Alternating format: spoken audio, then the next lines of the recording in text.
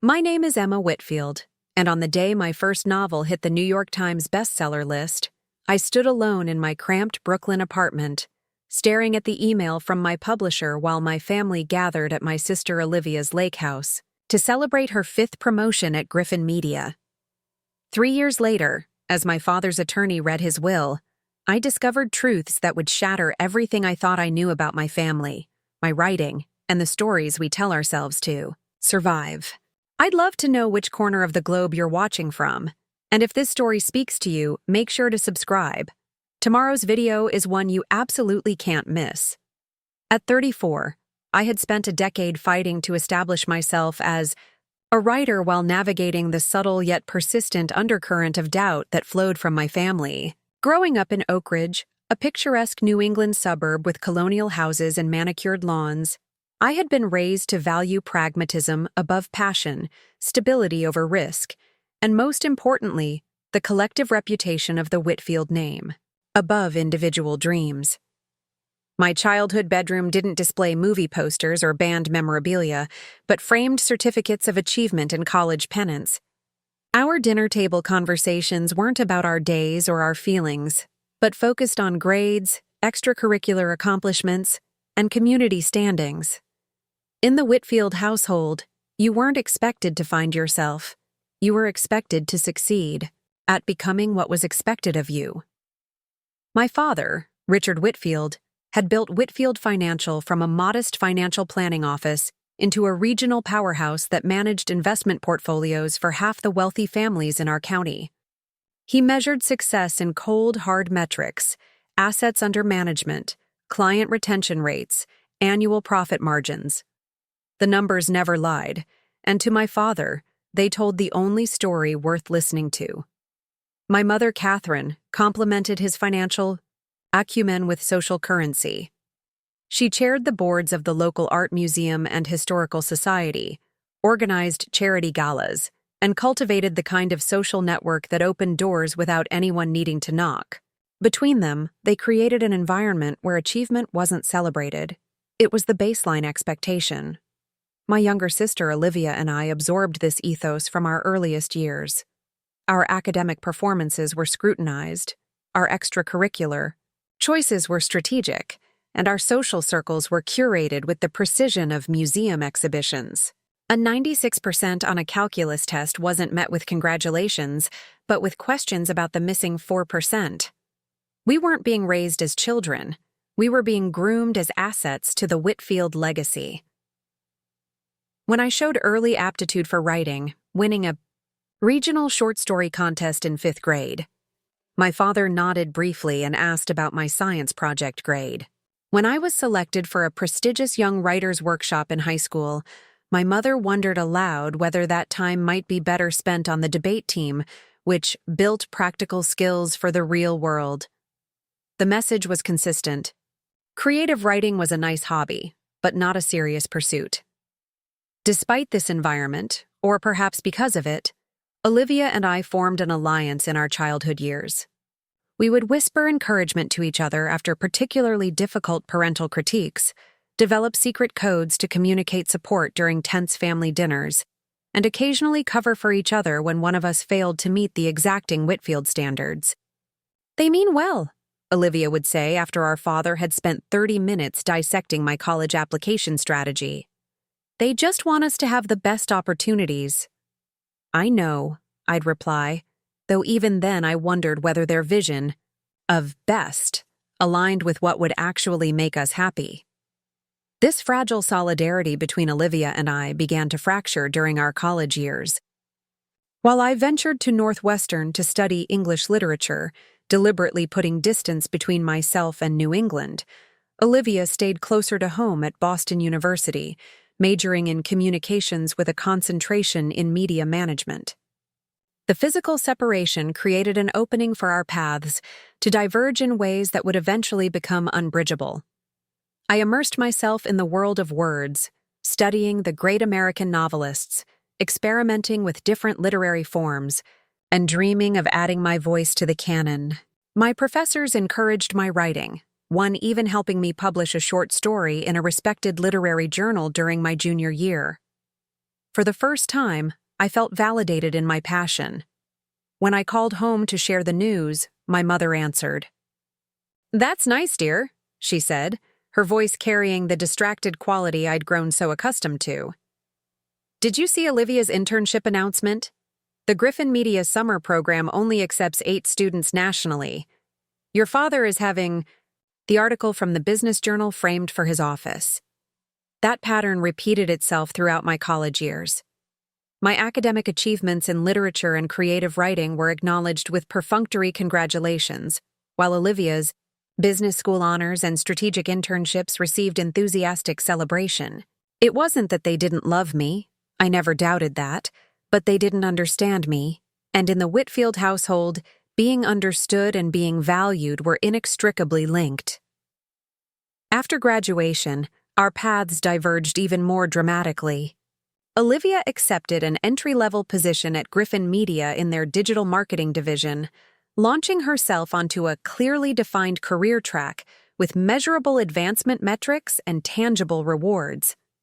I moved to Brooklyn, took a job as an administrative assistant at a small literary agency, and wrote in every spare moment I could find. My first novel, written during pre-dawn hours before work and weekend afternoons in crowded coffee shops, was rejected by 37 publishers.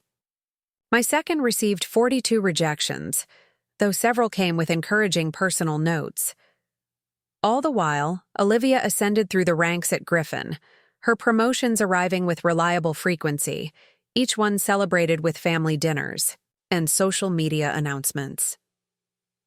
When we gathered for Thanksgiving during this period, the contrast in how we were received couldn't have been more stark.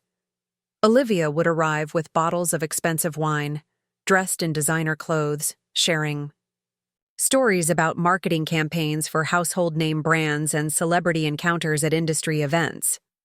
I would come with homemade pumpkin bread, wearing the same sweater I'd had since college, offering anecdotes about interesting manuscripts I'd encountered or literary events I'd attended. The questions directed at Olivia were about her professional trajectory. Is the VP position still on track for next year? Have you considered the San Francisco offer? How did the quarterly presentation to the board go?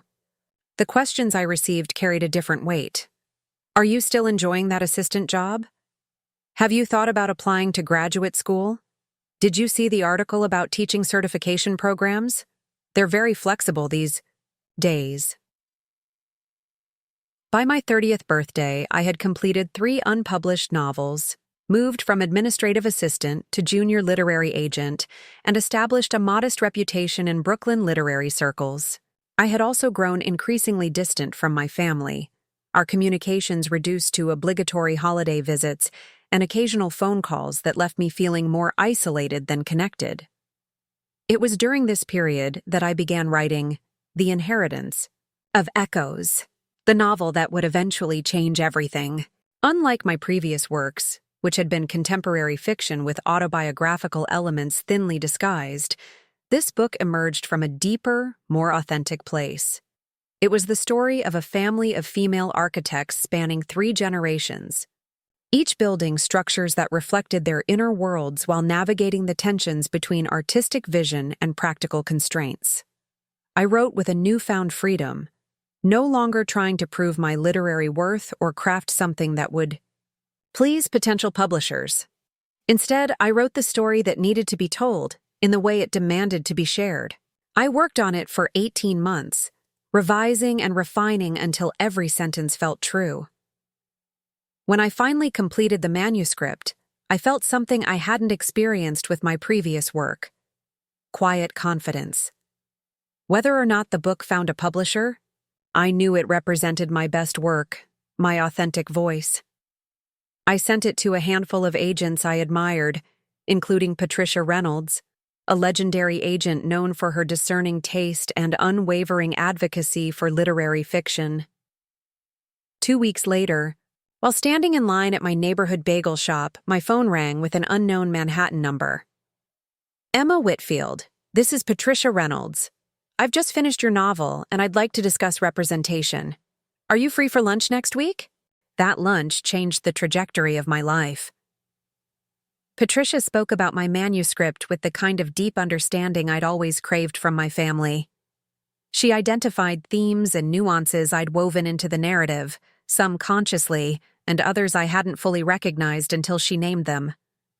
She spoke not of market potential or commercial appeal, but of artistic integrity and emotional resonance. "This book deserves to find its readers," she said as we finished our meal. "And I believe it will. There's an authenticity to your voice that can't be manufactured or taught. For the first time in my professional life, I allowed myself to hope. Not the desperate hope that had accompanied my earlier submissions. Please let someone, anyone, say yes, but a grounded hope based on mutual respect and shared vision." Patricia's confidence proved well-founded. Within a month, she had orchestrated an auction that resulted in a 2-book deal with Meridian Press, a respected literary imprint. The advance wasn't life-changing, but it was enough to allow me to reduce my agency hours and focus more seriously on writing. More importantly, my editor at Meridian, Michael Chen, approached the manuscript with the same depth of understanding Patricia had shown. The day I signed the contract, I called my parents, my heart racing with excitement I couldn't contain. "Mom, I have amazing news. My novel sold to Meridian Press. It's a 2-book deal, and they're positioning it as their lead title for the spring list." There was a pause on the line before my mother responded. "Oh, that's wonderful, Emma. Your father and I were just discussing Olivia's new promotion. Did she tell you? She's been named Director of Digital Strategy, the youngest in Griffin's history. We're hosting a celebration dinner next Saturday. You'll come, won't you?" The familiar deflation settled in my chest. Yes, that's great for Olivia. Congratulations to her. "So, this book thing, is it something that will be in actual bookstores?" my mother asked, her tone suggesting she was trying to find the appropriate level of interest to express. "Yes, Mom. Meridian is a major publisher. It will be in bookstores nationwide. There's talk of a book tour, maybe even some international rights sales." "Well, that sounds very nice. We're proud of you for sticking with it," she said, in the same tone she might have used to commend a child for finally learning to ride a bicycle after numerous falls. Now, about Olivia's dinner, we're thinking of formal attire, as the Griffin CEO might attend. As the publication date for The Inheritance of Echoes approached, my life took on a surreal quality. Meridian's marketing team sent me the first advance reviews, which were enthusiastic beyond my most optimistic hopes. Words like masterful, deeply moving, and brilliantly observed appeared in trade publications. My editor called with news of prominent placement in major bookstore chains and feature spots in literary publication spring previews. A lot of love and effort went into bringing this story to life. If you're enjoying it, we'd be so grateful if you'd subscribe to our channel. Now, back to where we left off. I shared these developments with my family through sporadic emails and occasional phone calls, their responses ranging from polite acknowledgement to confused questions about how book publishing worked. My sister's response was the most disheartening. "Good for you, Emma," Olivia said when I called to tell her about a particularly glowing review in Publishers Weekly. Though I'm not sure how much those industry publications really translate to actual sales. Griffin's research shows that consumer word of mouth is what drives book purchases, not trade reviews. "Well, this is just the beginning," I said, trying to maintain my enthusiasm. "The book doesn't come out for another month." "Right," she replied. "Listen, I should go. We're launching a major campaign next week, and I need to prepare for the strategy presentation. But really, congrats on the review thing." The week before my novel's publication, I visited my parents' home for dinner, bringing an advance copy of the book as a gift. The glossy hardcover with its evocative cover art, a modernist glass structure reflecting a Victorian mansion, represented years of work, hope, and perseverance. I placed it on the coffee table as we moved from the dining room to the living room for coffee. "Is that it?" my father asked, nodding toward the book without picking it up. "Looks professional." "It's beautiful," my mother added, lifting it briefly, before setting it back down. The cover is very artistic. Throughout the evening, the conversation drifted to familiar topics: my father's recent client acquisition, my mother's charity auction success, and inevitably, Olivia's latest achievements at Griffin Media. My book sat on the table, acknowledged but undiscussed, like a visitor who had arrived at the wrong address. As I prepared to leave, my mother embraced me at the door. "We really are proud of you, Emma. This book, it's quite an accomplishment." For a moment, I felt a flicker of the connection I'd always sought. Then she continued. "Olivia mentioned that her friend at Patterson Publishing, the big commercial house, might be able to give you some marketing tips. Apparently, they do these online campaigns that really boost sales. Should I have her reach out to you?" The well-intentioned offer revealed the underlying belief. Without Olivia's corporate connections and business acumen, my literary achievement couldn't possibly succeed on its own merits. I declined as graciously as I could, explaining that Meridian had a comprehensive marketing plan already in motion. On the train ride back to Brooklyn that night, I made a decision that felt both liberating and heartbreaking. I would stop seeking validation from my family. Their inability to value my work wasn't a reflection of its worth, but of the limited metrics they applied to success. I would celebrate this achievement on my terms, with the people who understood what it meant: my editor, my agent, my writer friends who had supported me through years of rejection. What I didn't know then, as the train carried me back to my small apartment filled with books and dreams, was that fate had other plans that would force a reckoning none of us were prepared for, beginning with an email that would arrive exactly 2 weeks after my book's publication date. The email from my publisher arrived on a Tuesday morning, exactly 14 days after The Inheritance of Echoes had officially launched. I was at my favorite coffee shop in Park Slope, working on early notes for my second book, when my phone chimed with the notification from Michael Chen, Senior Editor, Meridian Press Subject. "Urgent NYT list confirmation, Emma, it's official. The Inheritance of Echoes will debut at number 4 on the New York Times bestseller list for literary fiction next Sunday. The sales numbers are exceeding all projections, and the momentum is still building. This rarely happens with literary fiction. Debuts. We need to talk ASAP about adjusting the tour schedule and media strategy. This changes everything. Congratulations. Truly." Michael, I stared at my phone screen, reading the message 3 times to ensure I hadn't misunderstood. The New York Times bestseller list, the definitive measure of literary success in American publishing. My debut novel, the book that had emerged after years of rejection and doubt, would appear alongside works by established literary icons whose names had long occupied the most prominent places on my bookshelves. My hands trembled as I tried to pick up my coffee cup.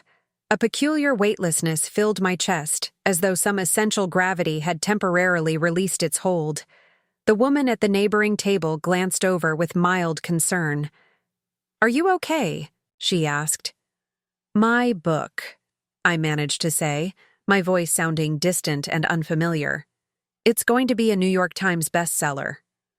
"That's amazing," she exclaimed, her initial concern transforming into genuine excitement for a stranger's success. "Which book? I'm always looking for something new to read." I showed her the email, then reached into my bag and withdrew my author copy. She examined the cover with appreciative interest. "The Inheritance of Echoes by Emma Whitfield," she read aloud, then looked up with a smile. "I'll buy it today." Congratulations. This spontaneous connection with a stranger, this moment of pure celebration untainted by history or complex family dynamics, felt like a gift. I thanked her, hands still shaking as I gathered my belongings. The coffee shop suddenly seemed too small to contain the magnitude of what had happened. Outside, the April sunshine bathed Brooklyn in golden light. Cherry blossoms from the trees lining the street caught in the breeze, swirling around pedestrians, hurrying to work or school. The world appeared exactly as it had 20 minutes earlier, yet everything had changed. I called Patricia first, my literary agent who had believed in the manuscript when I'd barely dared to hope. "I just saw the numbers," she said, answering on the first ring. "Emma, this is extraordinary. The pre-orders were strong, but the word of mouth since publication has been explosive. Booksellers are reporting customers coming in specifically asking for your novel by name." "I can't quite believe it," I admitted, leaning against a brick wall for support. "This doesn't happen with literary fiction debuts, especially not ones about female architects with complicated family dynamics." "It happens when the writing transcends category," Patricia replied, her typically reserved demeanor giving way to genuine enthusiasm. "Your book is resonating because it speaks truth about ambition, familial expectation, and the courage to pursue one's vision despite obstacles. That's universal." After finishing the call with Patricia, who was already fielding requests for interviews, and additional book tour stops, I found myself automatically navigating toward the subway station that would take me home. But halfway there, I stopped. The person I wanted to share this news with most, the person whose validation I had unconsciously sought through years of writing and rejection, was my father. Despite my resolution to stop seeking approval from my family, this moment felt too significant not to share. His metrics for success had always been clear: measurable achievement, public recognition, objective validation. The New York Times bestseller list represented all three. I pulled out my phone and dialed my parents' home number, rehearsing what I would say. The call went to voicemail. I tried my father's cell phone next. Again, voicemail. Finally, I called my mother's cell. "Emma, darling," she answered, her voice carrying the distinct sounds of a crowd in the background. "This isn't the best time. We're at the lake house for Olivia's celebration. The Griffin Media CEO came after all, and he's brought several board members.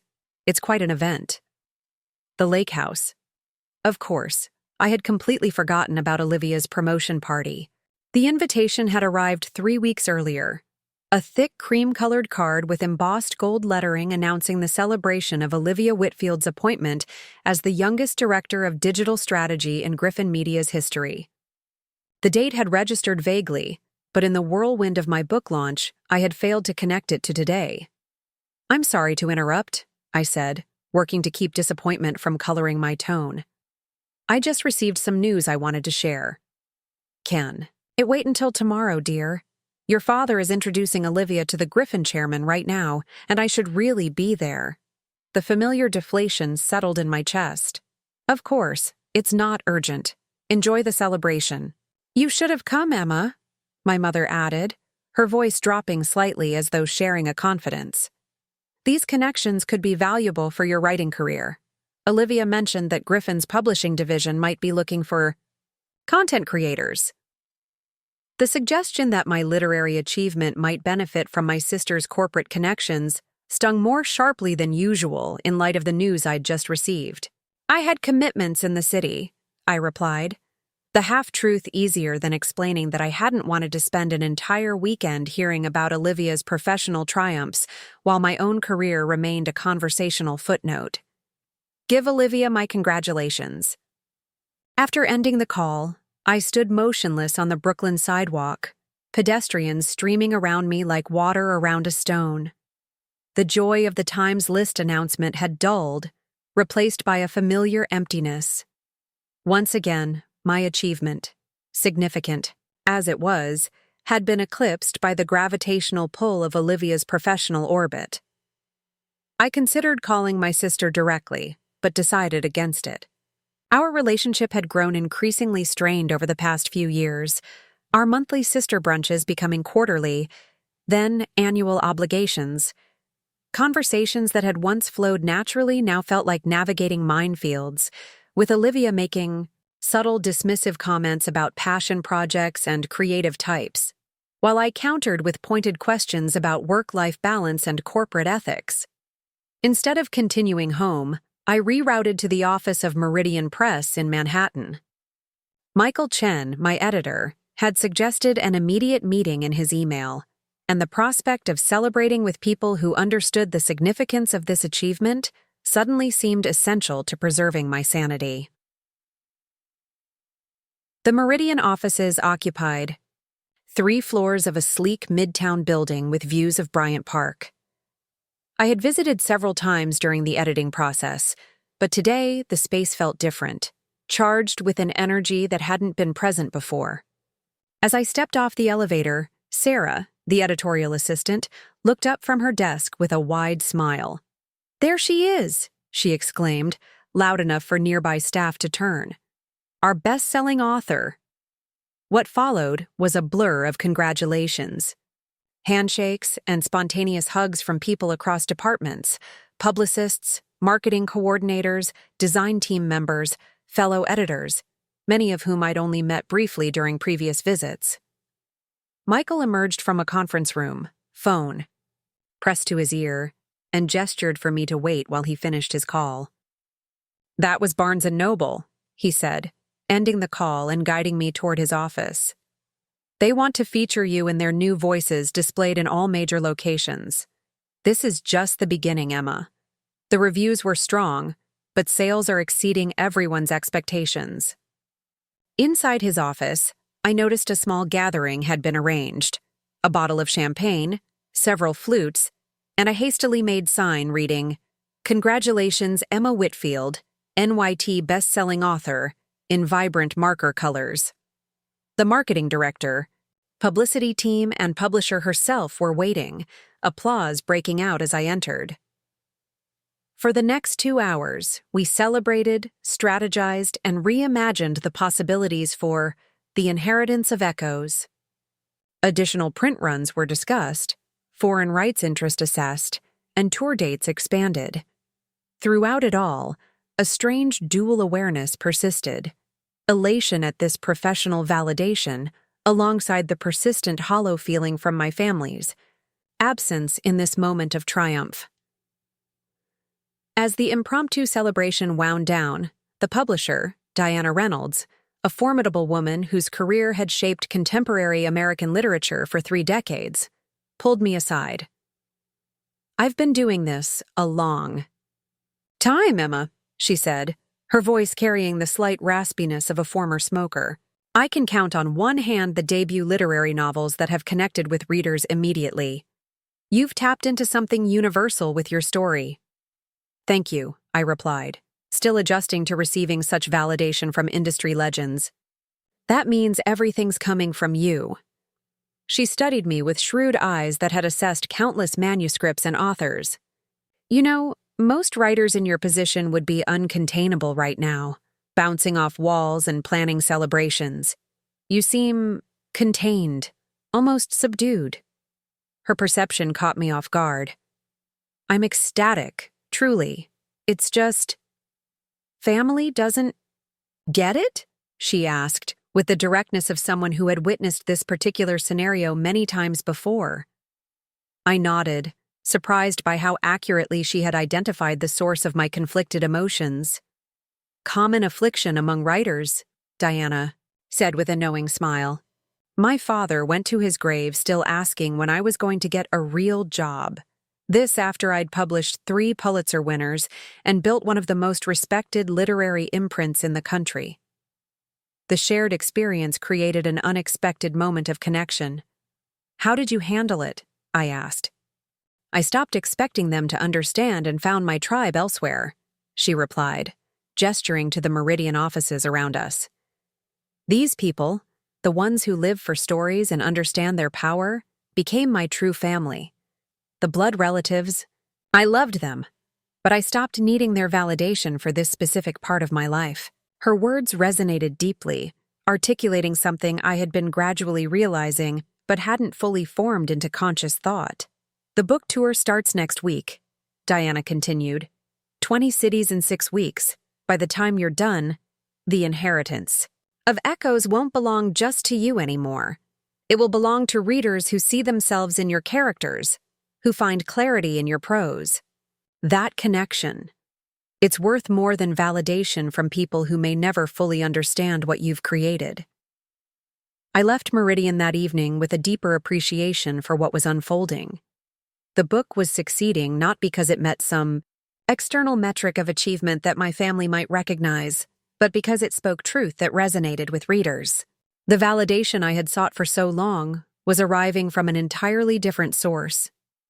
That night, alone in my Brooklyn apartment, I opened my laptop to find my inbox flooded with congratulatory messages from writers I admired, booksellers who had championed the novel, and early readers sharing how the story had affected them. One email in particular caught my attention, from a woman named Jennifer in Seattle, Ms. Whitfield.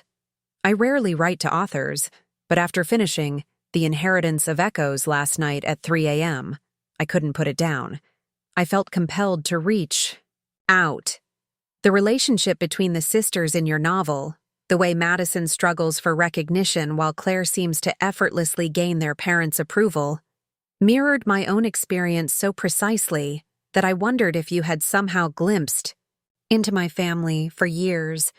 I've tried to explain to therapists why my achievements in academia never seemed to register with my parents the way my brother's business success did. Your novel articulated this dynamic with such nuance and compassion that I finally feel understood. Thank you for writing this book. It has helped me make peace with parts of my life I've struggled to accept. Sincerely, Jennifer Harmon. Reading Jennifer's words, I felt a profound shift in perspective. The validation I had unconsciously sought from my family was being offered freely by strangers who found meaning in my work. Perhaps this was a different kind of success, not measured in bestseller lists or sales figures, but in human connection and shared understanding. I didn't hear from my parents that night, nor the following day. When my father finally called, 2 days later, his greeting carried no indication that he was aware of the New York Times announcement. Emma, your mother mentioned you called during Olivia's celebration. Is everything all right? The question revealed that not only had my mother failed to ask about my news, she hadn't even mentioned to my father that I had called with something to share. Everything's fine, I replied, momentarily considering whether to volunteer the information about the bestseller list. Better than fine, actually. My novel made the New York Times bestseller list. Number 4. A brief silence followed, then, the New York Times? Well, that's certainly something. Is that unusual for new authors? The question contained no congratulations, just an information-seeking query that betrayed his unfamiliarity with the publishing world. Yes, very unusual, I replied, keeping my tone neutral. Especially for literary fiction debuts. The publisher is expanding the book tour because of the sales momentum. A book tour? Like those famous authors do at bookstores? There was a hint of surprise in his voice, as though he was recalibrating his understanding of my career in real time. That sounds significant. It is, I confirmed. 20 cities over 6 weeks, starting next Monday. Another pause. Well, that's wonderful news, Emma. Your mother and I have always supported your writing, you know. We just worried about the practical aspects, health insurance, retirement planning, that sort of thing. Parents can't help but worry. This revisionist history, the suggestion that they had always supported my writing when they had consistently treated it as an impractical diversion, stung more than outright dismissal might have. But I recognized this as my father's way of adapting to new information that challenged his existing narrative. I understand, I said, choosing reconciliation over confrontation. The book's success has surprised everyone, including me. We should celebrate when you're back from your tour, he suggested, warming to the idea of my success now that it had taken a form he recognized as legitimate. A family dinner at Le Bistro, perhaps. Olivia's schedule is quite demanding with her new position, but I'm sure we can find an evening that works for everyone. The proposed celebration, squeezed around Olivia's availability at the restaurant, my parents reserved for milestone occasions, represented a concession of sorts. My achievement had finally registered as worthy of acknowledgement, if not quite equal to my sister's corporate advancement. That would be nice, I agreed, though I felt a curious detachment from the prospect. The validation I had sought for so long was being offered too late, after I had begun to find other sources of affirmation more meaningful. What I couldn't have known then, as I ended that call with my father, was that circumstances would prevent that celebratory dinner from ever taking place. The carefully maintained structures of the Whitfield family dynamic were about to face a seismic disruption, one that would reveal truths none of us were prepared to confront, beginning with a revelation that would emerge during my book tour in the most public and painful way imaginable. The book tour began in Boston, a deliberate choice by my publicist to leverage my New England connections. The event was scheduled at Porter Square Books, a respected independent bookstore known for championing literary fiction. As the tour kickoff, and my first major public appearance as a best-selling author, Meridian had invested considerably in promotion. Local media coverage had been secured, social media campaigns launched, and advanced copies distributed to influential readers in the area. I arrived in Boston the evening before, checking into a boutique hotel near Harvard Square that exuded the kind of literary charm Meridian believed aligned with my book's aesthetic. My room featured built-in bookshelves filled with classics and contemporary fiction, including, to my astonishment, a prominently displayed copy of The Inheritance of Echoes. That night, I called my mother, partly from genuine desire to connect, while near my hometown, partly from lingering hope that physical proximity might facilitate the understanding that had proven elusive from a distance. "I'm in Boston for the first stop of my book tour," I explained after exchanging pleasantries. "The event is tomorrow at 7 at Porter Square Books." I thought, well, I'd love it if you and Dad could come. The momentary pause before her response contained volumes. "Oh, Emma, that would have been lovely, but we already have commitments tomorrow evening. The Hospital Foundation Gala. Your father's a table sponsor this year." The answer was unsurprising yet disappointing nonetheless. "I understand. It was last-minute notice. Perhaps Olivia could attend," my mother suggested, her tone brightening. She mentioned she'd be in Boston tomorrow for meetings with Griffin's regional office. The suggestion that my sister, who had shown minimal interest in my writing, might serve as a family representative at my first major author event struck me as both well-intentioned and painfully misguided. "That's okay," I replied quickly. "Olivia will be busy with work. The bookstore's expecting a good crowd anyway." "Well, that's nice, dear. You'll have to tell us how it goes." After ending the call, I stood at the window of my hotel room, looking out at the Cambridge streets where I had once imagined studying literature if I'd attended Harvard instead of Northwestern. Boston occupied a peculiar place in my emotional landscape, neither fully home nor entirely foreign, a city that represented both the family I had come from and the independent identity I had forged in leaving.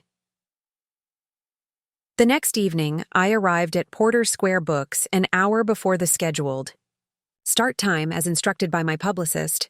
The store manager, a tall woman named Beth with prematurely silver hair and tortoiseshell glasses, greeted me warmly. "We're thrilled to have you, Emma," she said, leading me through the store. "We've been hand-selling your novel since release day. It's resonating remarkably well with our customers."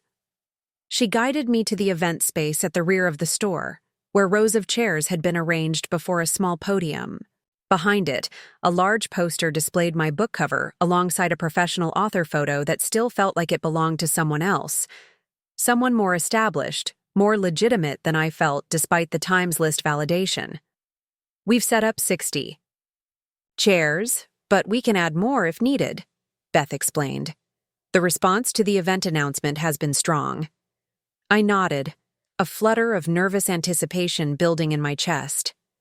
My previous public readings had drawn modest crowds at Brooklyn bookstores, primarily friends and fellow writers offering supportive presence. This would be my first time addressing strangers who had connected with my work. As I was reviewing my reading selections with Beth, a familiar voice cut through the pre-event murmurs of bookstore staff. "Emma?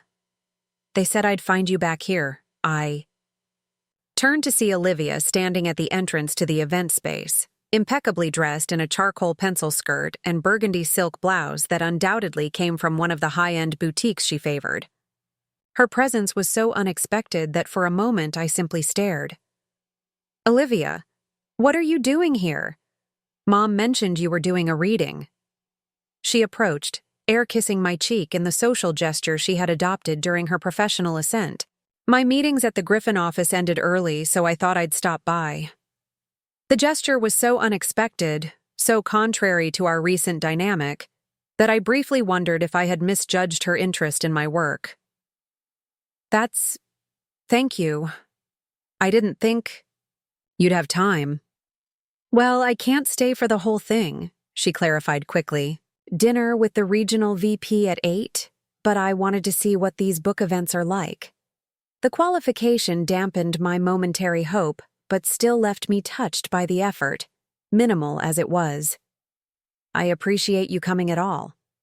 As Beth excused herself to handle final preparations, Olivia surveyed the event space with the assessing gaze she brought to all environments, part critical evaluation, part strategic analysis. "Smaller than I expected," she observed. "Griffin's publisher division would have booked a larger venue, maybe partnered with a local theater." And there it was, the familiar diminishment wrapped in apparent helpfulness. "Literary fiction events are typically more intimate," I explained. "It's about connection with readers, not spectacle." She nodded absently, attention already shifting to her vibrating phone. "The VP's running late, so I can stay a bit longer. Mind if I look around the store while you prepare?" "Of course not. The event starts in 30 minutes. As Olivia disappeared into the bookstore's fiction section, I focused on my preparation ritual, reviewing my selected passages, sipping water, and practicing the deep breathing techniques that helped manage my public speaking anxiety. By the time Beth returned to inform me that customers were beginning to arrive, I had centered myself in the work rather than the performance. What happened next still seems dreamlike in memory, a surreal collision of triumph and betrayal. The event. Attendance exceeded everyone's expectations. Beth and her staff scrambled to add additional chairs as the crowd swelled to nearly 100 people, filling the event space and spilling into adjacent aisles. The audience demographic surprised me.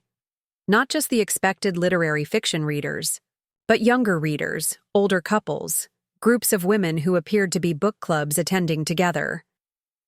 From the podium, I spotted Olivia at the back of the room, leaning against a bookshelf with arms crossed, observing the proceedings with an expression I couldn't quite interpret. I began with gratitude to the bookstore and attendees, then launched into a brief introduction of the novel's genesis, how the story of female architects building structures that reflected their inner worlds had emerged from my own experience, of creating spaces for authentic expression in a family that valued conformity over creativity. The reading itself passed in a state of flow, the audience responsive to the prose in ways that told me they were truly listening, the collective intake of breath at revelations, the appreciative murmurs at certain phrases, the contemplative silence during emotional passages. When I finished the selected sections and looked up, the connection with these strangers who had found meaning in my words felt almost physical, a tangible thread linking us across the space. The Q&A session that followed was thoughtful and engaged. Readers asked about character motivations, thematic intentions, and craft decisions with the kind of depth that indicated genuine engagement with the text. One woman in her 60s, an architect herself, spoke movingly about how the novel had captured the particular challenges of being a woman in a traditionally male-dominated field. As the formal Q&A concluded and the signing line formed, I noticed Olivia checking her watch and edging toward the exit. Our eyes met briefly across the room, and she gave a small wave before disappearing through the bookstore door. Her departure registered as a minor disappointment amid the otherwise affirming evening. For the next hour, I signed books and spoke, with readers individually, each interaction deepening my appreciation for how the novel was being received. People shared personal connections to the themes, confided their own family struggles, and expressed gratitude for the representation of complex female ambition. By the time the last reader departed and the bookstore staff began rearranging chairs, I felt simultaneously exhausted and exhilarated. "That was exceptional," Beth said, helping me gather my things. "One of our most successful literary events this year. Would you sign our staff copies before you go?" After signing several books for the bookstore employees, I checked my phone and found a text from Olivia. "Had to leave for dinner. Impressive turnout. Call me tomorrow." The brevity was typical of our recent communications, but the acknowledgement of the event's success felt like a small victory. Perhaps this tour, this tangible evidence of my book's impact, might begin to bridge the understanding gap that had widened between us over the years. I returned to my hotel buoyed by the evening's success, too energized to sleep despite the emotional and physical demands of the event. Settling into the reading chair by the window, I opened my laptop to check emails and found a message from my publicist sent just an hour earlier. "Emma, fantastic reports from Porter Square. This is exactly the momentum we want to build as the tour progresses. You're a natural at these events." The store manager was effusive. "One quick heads up. We're getting media requests for interviews about the family inspiration behind the novel. Apparently, someone spoke to a reporter from the Boston scene about being there to support my sister whose book is based on our family dynamics. The reporter reached out asking if you'd comment on how your relationship with your sister informed the sibling rivalry depicted in the book. I deflected for now, but wanted you to be aware in case it comes up in tomorrow's Boston Globe interview. We should discuss how you want to handle these questions going forward. Rest well. Kristen." The piece was brief but devastating in its mischaracterization. The Inheritance of Echoes, the best-selling debut novel by Emma Whitfield, draws heavily from the author's competitive relationship with her high-achieving sister, according to family sources. The novel, which features two sisters competing for professional recognition and parental approval, has struck a chord with readers nationwide. "It's been interesting to see our family dynamics fictionalized," said Olivia Whitfield, the author's sister and director of digital strategy at Griffin Media, who attended Whitfield's reading at Porter Square Books Thursday evening. "While some elements are exaggerated for dramatic effect, I'm supportive of Emma's decision to process our complicated relationship through her writing. That's what artists do. They transform personal experience into universal stories." When asked about potentially unflattering portrayals, the elder Whitfield was gracious. "We all have our perspectives on family history. The important thing is that Emma has found success doing what she loves, even if it took her longer to find her path than some of us." Emma Whitfield's nationwide book tour continues throughout the spring. The calculated precision of Olivia's comments left me breathless. She had managed to position herself as the magnanimous, successful sister, graciously supporting her struggling sibling who had finally found success, while simultaneously claiming partial credit for that success by suggesting she had provided the raw material for the book's central conflict. In one brief interview, she had reframed my years of dedicated craft, my authentic artistic expression, as little more than thinly disguised family therapy. She had reduced a complex work of fiction to a simplistic autobiography, diminishing both my creative achievement and my professional ethics in the process. Worse, she had done so in the city where I grew up, where family, friends, and former classmates would likely read this coverage of my homecoming literary event. The narrative she had constructed would now color local perception of both my novel and me as its author. I closed my laptop, unable to continue reading. The exhilaration of the evening's successful event had evaporated, replaced by a cold fury that kept me pacing the hotel room until dawn began to lighten the eastern sky. By morning, I had received emails from both my publicist and editor, each expressing concern about the Boston Scene article and its potential impact on the tour's narrative. The Boston Globe interview, scheduled for breakfast at the hotel restaurant, now loomed as a potential minefield rather than an opportunity. As I dressed for the interview, my phone rang. My mother's name appeared on the screen. "Emma, Why didn't you tell us your book was about your sister? She began without preamble, her tone carrying the particular blend of disappointment and confusion she reserved for my more incomprehensible choices. It's not about Olivia, I replied, struggling to keep my voice level. It's fiction. The sisters, in my novel, are architects competing for a major commission, not media executives and writers. Well, Olivia says there are obvious parallels that anyone in the family would recognize. The eldest sister feeling overshadowed, the parents favoring the younger one's more practical career choice. Several of our friends have called this morning after seeing the article. The realization that Olivia's strategic narrative was already spreading through my parents' social circle sent a wave of nausea through me. Mom, Olivia spoke to that reporter without my knowledge. She's completely mischaracterized my work. She said she was supporting you, my mother countered, the defensive note in her voice confirming where her loyalties remained. She made time to attend your event despite her busy schedule. She stayed for 40 minutes, then gave an interview that undermined everything about my novel and my professionalism. A long silence followed. I'm sure that wasn't her intention. Emma, you've always been sensitive about your writing. Perhaps this is a misunderstanding. The familiar dynamic reasserted itself with depressing predictability. My perspective questioned. Olivia's intentions assumed noble. The conflict positioned as a product of my oversensitivity rather than her calculated undermining. In that moment, something crystallized within me, a clarity about both my family system and my place within it that had been gradually forming throughout my adult life, but had never before achieved such perfect, painful focus. I need to go, I said flatly. I have an interview with the Boston Globe in 20 minutes. Emma, wait. Your father and I think it might be best if you clarified that your book isn't meant as criticism of your family. Perhaps a statement. I ended the call before she could finish, a decisive action that felt both terrible and necessary. For years, I had participated in a family dynamic that consistently required me to adapt my reality to match their preferred narrative. I had accepted diminishment, justified dismissal, and rationalized invalidation in service of maintaining connection.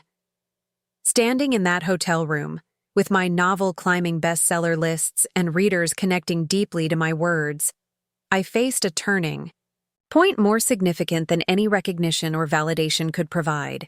I could continue seeking approval from people fundamentally unwilling to grant it, or I could claim the authority of my own experience and work.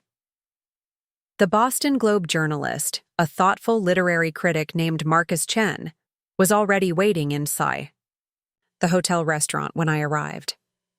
After brief introductions, he addressed the elephant in the room directly. I assume you've seen the Boston Scene piece about your novel's inspiration, he said, his tone neutral but observant. Would you like to comment on that characterization of your work?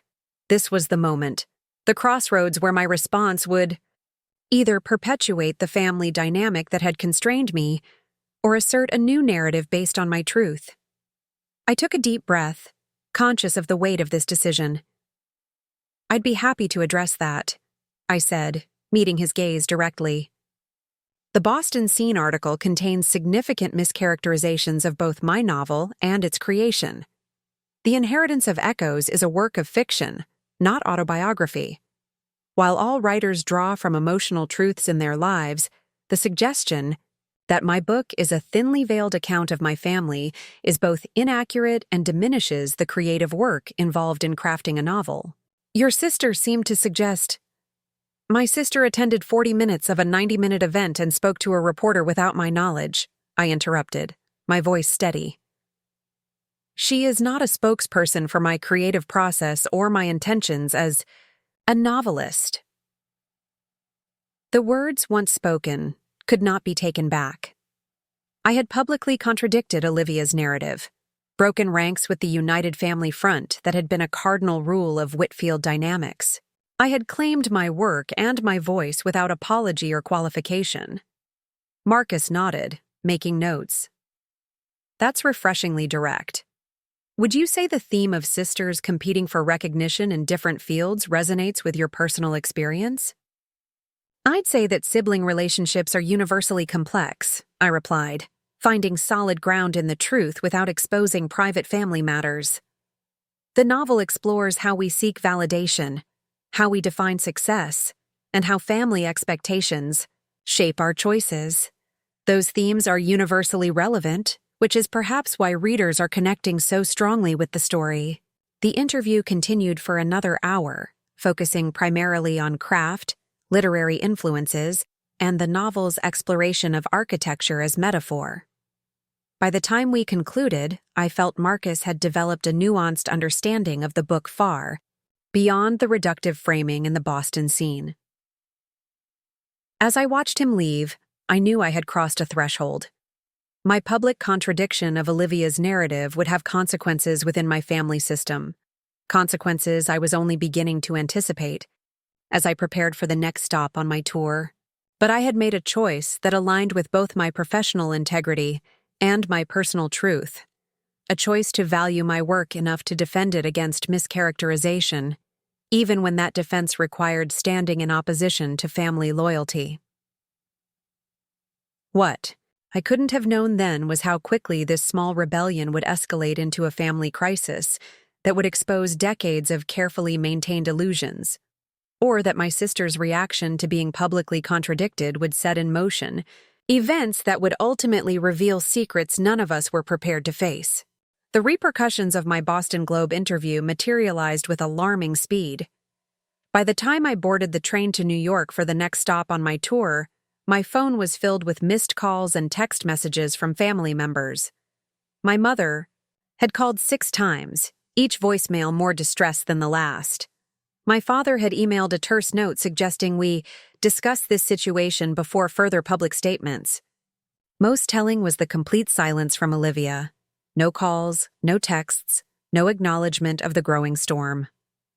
Instead of responding directly to my family, I forwarded the Boston Scene article and Globe interview links to Patricia, my agent, and Michael, my editor, with a brief explanation. Their responses arrived within minutes of each other. From Patricia: "This is unfortunately common with successful debuts. Family dynamics get dragged into the spotlight. You handled the Globe interview perfectly. Clear, professional, focused on the work. Let me know if you need support navigating the next steps." From Michael: "Keeping the focus on the novel rather than family drama is exactly right. The Globe piece is excellent. They're highlighting the architectural metaphors and thematic depth rather than gossip. Remember, this tour is about connecting with readers, not managing family perceptions."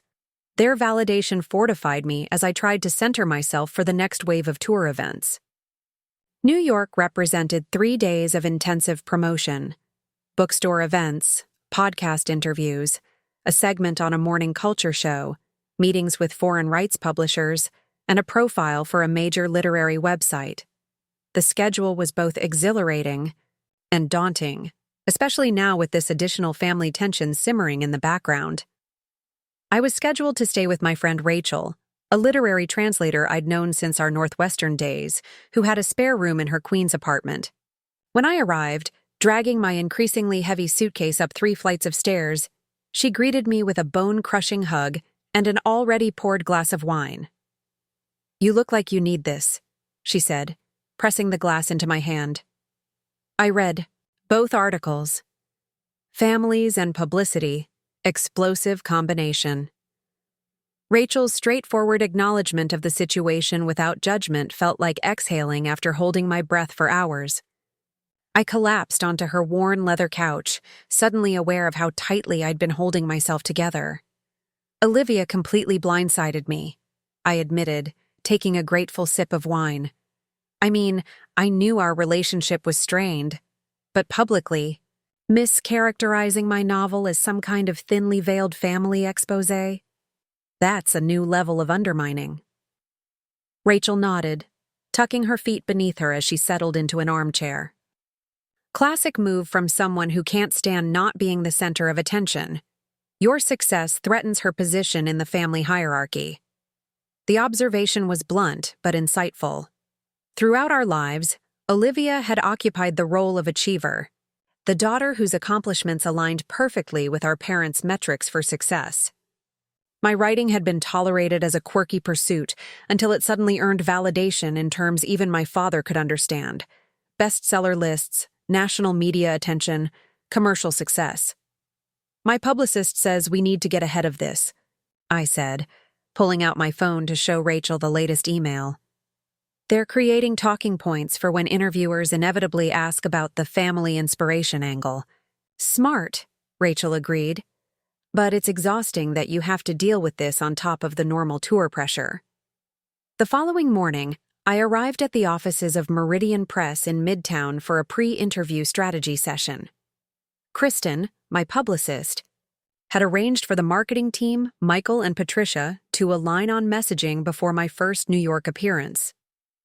The good news, Kristen began once we were settled in a glass-walled conference room, is that the Boston Globe piece has already helped reframe the narrative.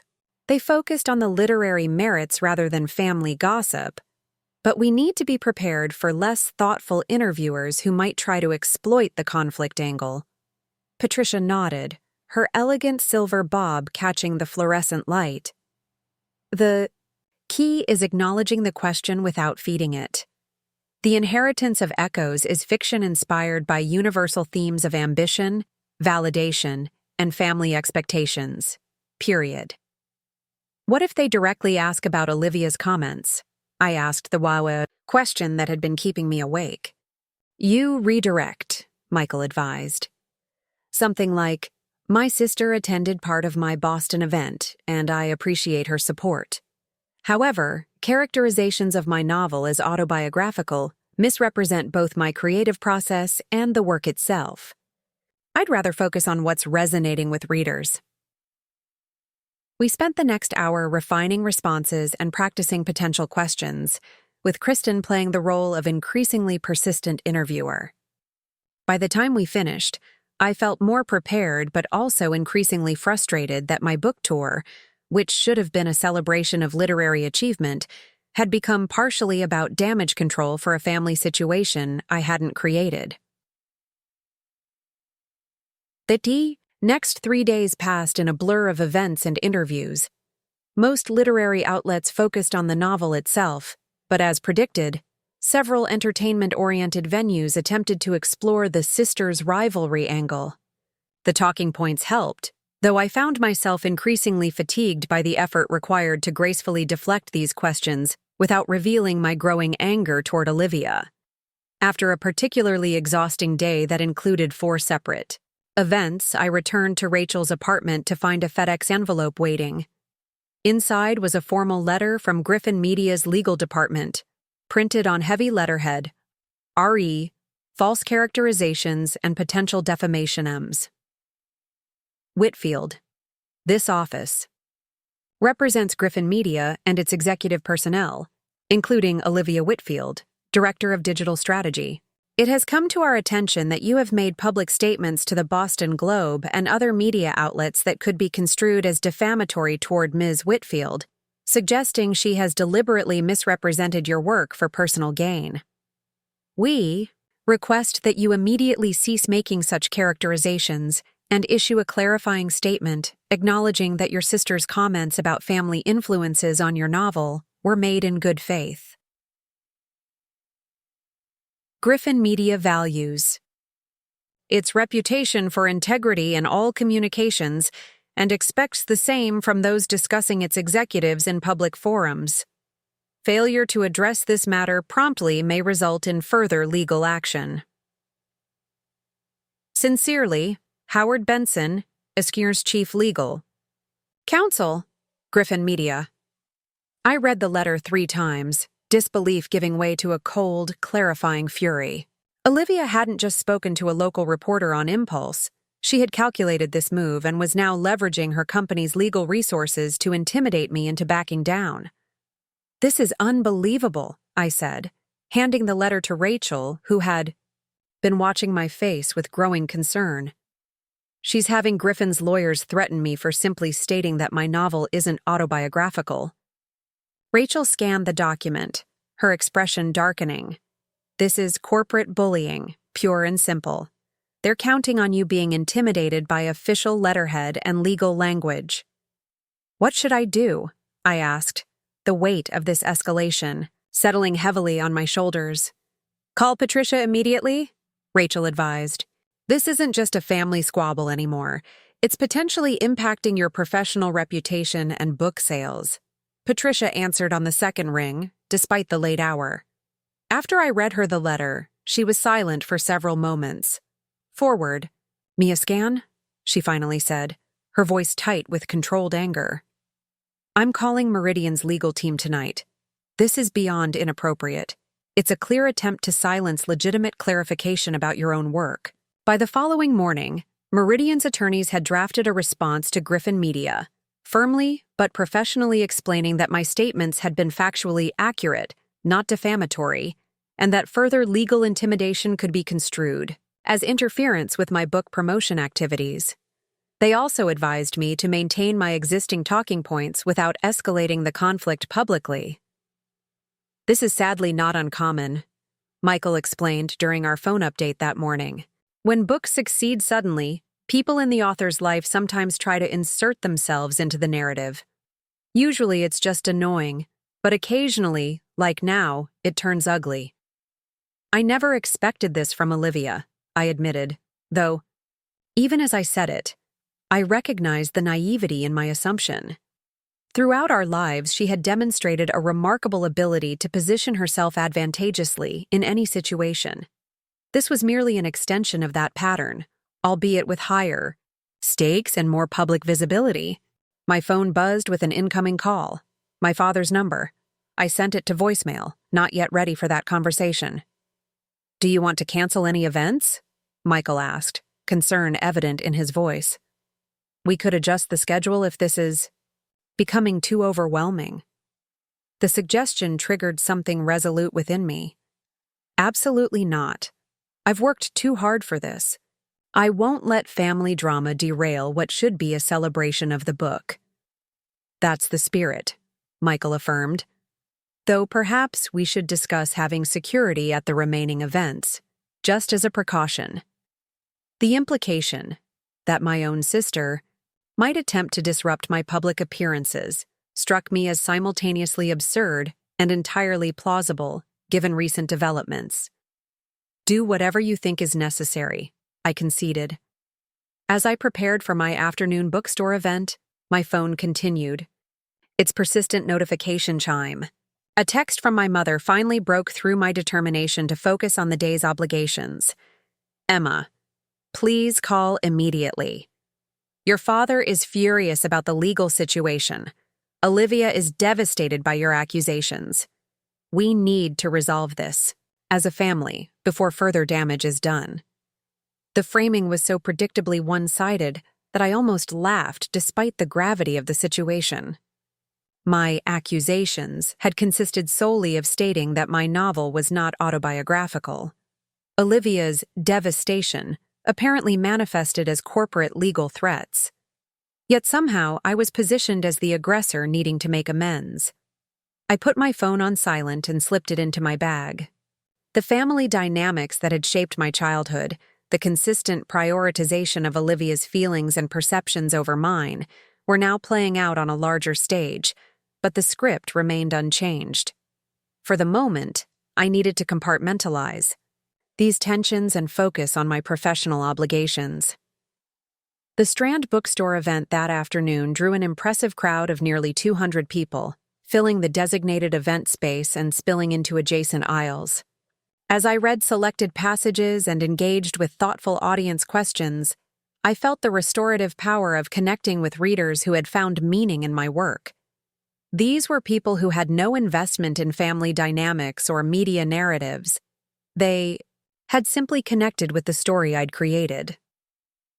During the signing line, a middle-aged woman with kind eyes pressed my hand as I signed her copy. "Your novel helped me understand my relationship with my sister in ways therapy never managed," she said. "Thank you for writing it." Moments like these provided ballast against the storm of family conflict, reminders of why I had written the book in the first place. not as a veiled autobiography, but as exploration of universal themes through carefully crafted fiction. As the event concluded and the last readers departed, I checked my phone to find 17 missed calls and a flurry of texts, not just from family members but also from childhood friends, former classmates, and even my high school English teacher. Confused, I opened my news alerts to discover the reason for this sudden communication surge. A regional business publication had published an interview with Olivia, headlined, "Rising Media Executive Addresses Family Tensions Behind Sister's Bestseller." The accompanying photo showed Olivia in her Griffin Media office, looking simultaneously poised and vulnerably authentic, a masterful visual representation of the narrative she was constructing. The article opened with dramatic framing. When Olivia Whitfield attended her sister's Boston book signing last week, she intended only to show support for a family member's achievement. She couldn't have anticipated becoming the subject of media attention herself, or finding her family dynamics dissected in national publications. "It's been painful to see my relationship with my sister mischaracterized," Whitfield explained during an exclusive interview at Griffin Media's Manhattan headquarters. "Emma and I have always had a complicated relationship, which is natural, between siblings with different strengths and interests. Her novel beautifully captures that dynamic, which makes her public denial of any autobiographical elements particularly hurtful." The article continued with Olivia explaining how she had always supported my writing aspirations, despite concerns about financial stability, how she had encouraged me through years of rejection, and how she remained proud despite my unfortunate decision to publicly disparage her after the Boston event. Most disturbing was her carefully constructed explanation of our childhood. "Growing up, Emma struggled with feeling seen in our achievement-oriented family," Whitfield explained with evident compassion. Her novel's exploration of sisters competing for recognition clearly draws from those experiences, which makes her recent statements denying any autobiographical influence particularly surprising to those who know our family history. When asked about the legal letter from Griffin Media, Whitfield clarified, "That was a standard protective measure our legal department initiates when executives face potential reputational harm. I've asked them not to pursue the matter further. Despite recent tensions, Emma remains my sister, and I continue to wish her success with her novel, regardless of its inspiration." The article concluded with praise for Olivia's gracious handling of a challenging family situation, while highlighting her professional accomplishments and Griffin Media's innovative projects under her leadership. Reading this calculated character, assassination disguised as generous forgiveness, I felt physically ill. Olivia had effectively positioned me as unstable, ungrateful, and dishonest, the troubled writer-sister who couldn't acknowledge the obvious autobiographical nature of her work, who lashed out at the successful sibling who had always supported her, who couldn't handle her own success with grace or maturity. Worst of all, she had constructed this narrative with such apparent compassion and restraint that she emerged as the magnanimous party rising above petty conflict, while simultaneously ensuring that every reader would now approach my novel looking for the obvious parallels to our relationship that she had invented. Patricia called while I was still processing the article. "We need to meet first thing tomorrow," she said without preamble. "Michael and the publicity team will join. This has crossed a line from family drama into deliberate professional sabotage." The escalation from private family tension to public professional conflict happened with dizzying speed. What had begun as a mischaracterization in a local Boston publication had evolved into a national narrative about the feuding literary sisters, a narrative entirely of Olivia's creation, but now developing its own momentum in entertainment. Media. That night in Rachel's spare bedroom, I finally allowed myself to cry. Not delicate literary heroine tears, but ugly, guttural sobs that came from a place of accumulated grief, betrayal, and rage. Rachel sat beside me, not offering platitudes or solutions, just the steady presence of friendship that had survived distance and time. I don't understand, I managed between sobs. We were never close as adults, but this level of sabotage. Why would she do this? Rachel handed me another tissue. Because you succeeded on your own terms, she said simply. Your whole life, you've been the dreamer, the impractical one, the one who needed guidance and protection. Now you've achieved something undeniable, something even your father has to acknowledge as legitimate success. That fundamentally threatens the family dynamic, where Olivia is the achiever, and you're the struggling artist. Her assessment hit with the ring of truth. My success had disrupted a long-standing family narrative, one that had positioned Olivia as the practical achiever and me as the impractical dreamer. Rather than adapting to this new reality, Olivia had launched a campaign to reframe my success as ultimately derivative of our relationship, ensuring she maintained central importance, even in my moment of professional achievement. As I finally drifted toward exhausted sleep, my phone buzzed with a text from an unknown number. I almost ignored it, but something compelled me to check. Emma, this is Marcus Chen from the Boston Globe. I'm hearing reports about pressure being applied to publications regarding coverage of your book. Several colleagues have received calls from Griffin Media suggesting your novel contains potentially libelous characterizations. As someone who's interviewed you and read your work, this strikes me as highly irregular. Please call if you're willing to discuss. This would be off the record unless you specify otherwise. The message confirmed what I had begun to suspect. Olivia wasn't just shaping public narrative through her own interviews. She was actively working to influence media coverage of my novel and tour. This wasn't merely sibling rivalry or family drama. It was a calculated attempt to control the reception of my work, to position herself as both victim and authority, to ensure that my voice remained secondary to hers, even in the telling of my own story. What I couldn't have known then, as I finally succumbed to exhausted sleep, was that this public conflict had captured the attention of someone from our past. Someone whose perspective on the Whitfield family dynamics would soon upend everything I thought I knew about my sister, my parents, and the carefully constructed mythology that had shaped our lives for decades. The emergency strategy meeting at Meridian Press the next morning had the atmosphere of a war room. Patricia had arrived early, already deep in conversation, with Meridian's chief legal counsel when I entered the conference room.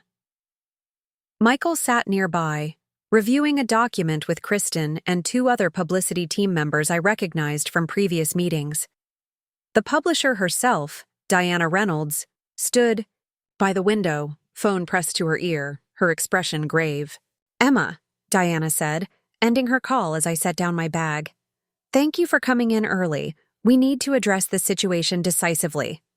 The directness of her approach was both reassuring and alarming.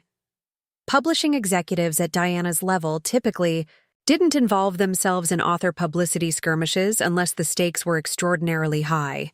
"How bad is it?" I asked, accepting the coffee Michael silently offered. "It's unusual," Diana replied carefully.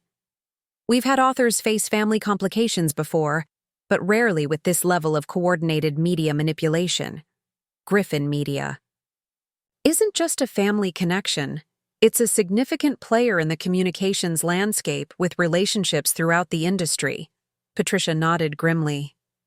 "We've confirmed they've reached out to at least 5 major outlets that were scheduled to cover your book. They're framing it as a courtesy heads-up about potential legal sensitivities, but the effect is to make editors nervous about proceeding with planned coverage." The implications sank in slowly.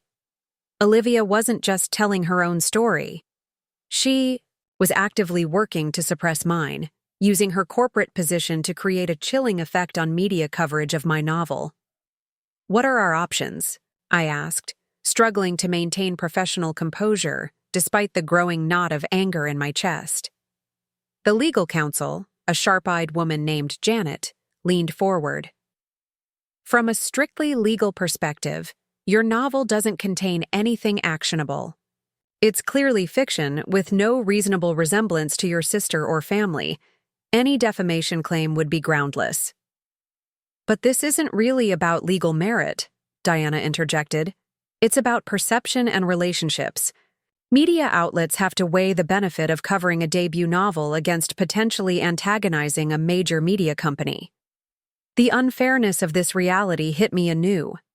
My book's success was being actively undermined by the person who had spent years dismissing my writing as an impractical hobby. "So what do we do?" I asked again, hearing the edge in my voice. Diana exchanged glances with Patricia before responding. "We've discussed several approaches. The simplest would be a joint statement from you and your sister clarifying that while all fiction draws from life experience, your novel is not autobiographical in any direct sense. This would diffuse the situation and allow media attention to return to the book itself. The suggestion that I should compromise with someone actively sabotaging my career felt like a betrayal." "You want me to capitulate to her narrative?" "Not capitulate," Patricia clarified quickly. "Strategic de-escalation. Family reconciliation makes a better story than family conflict. It would shift focus back to your work. And if I refuse?" The question emerged sharper than intended. Janet, the legal counsel, answered directly.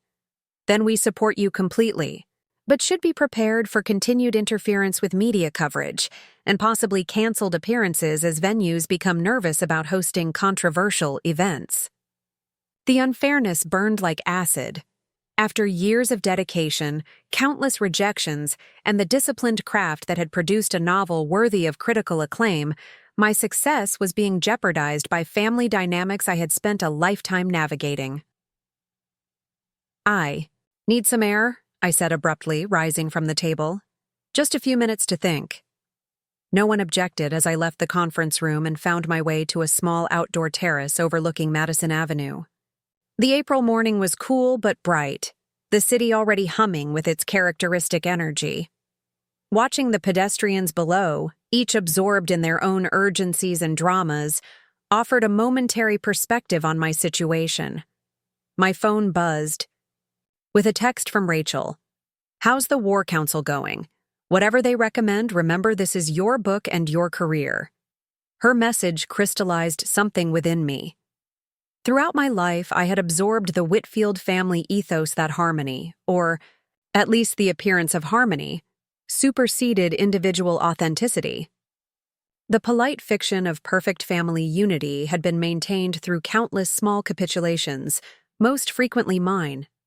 This pattern had extended seamlessly into adulthood, with my writing career treated as a curious diversion while Olivia's corporate advancement received the full weight of family attention and approval.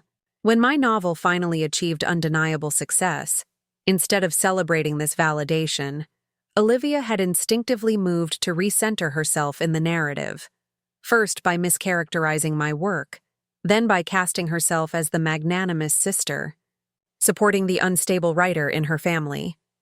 To agree to a joint statement now would be to participate once again in a false narrative, to compromise not just my personal boundaries, but my professional integrity.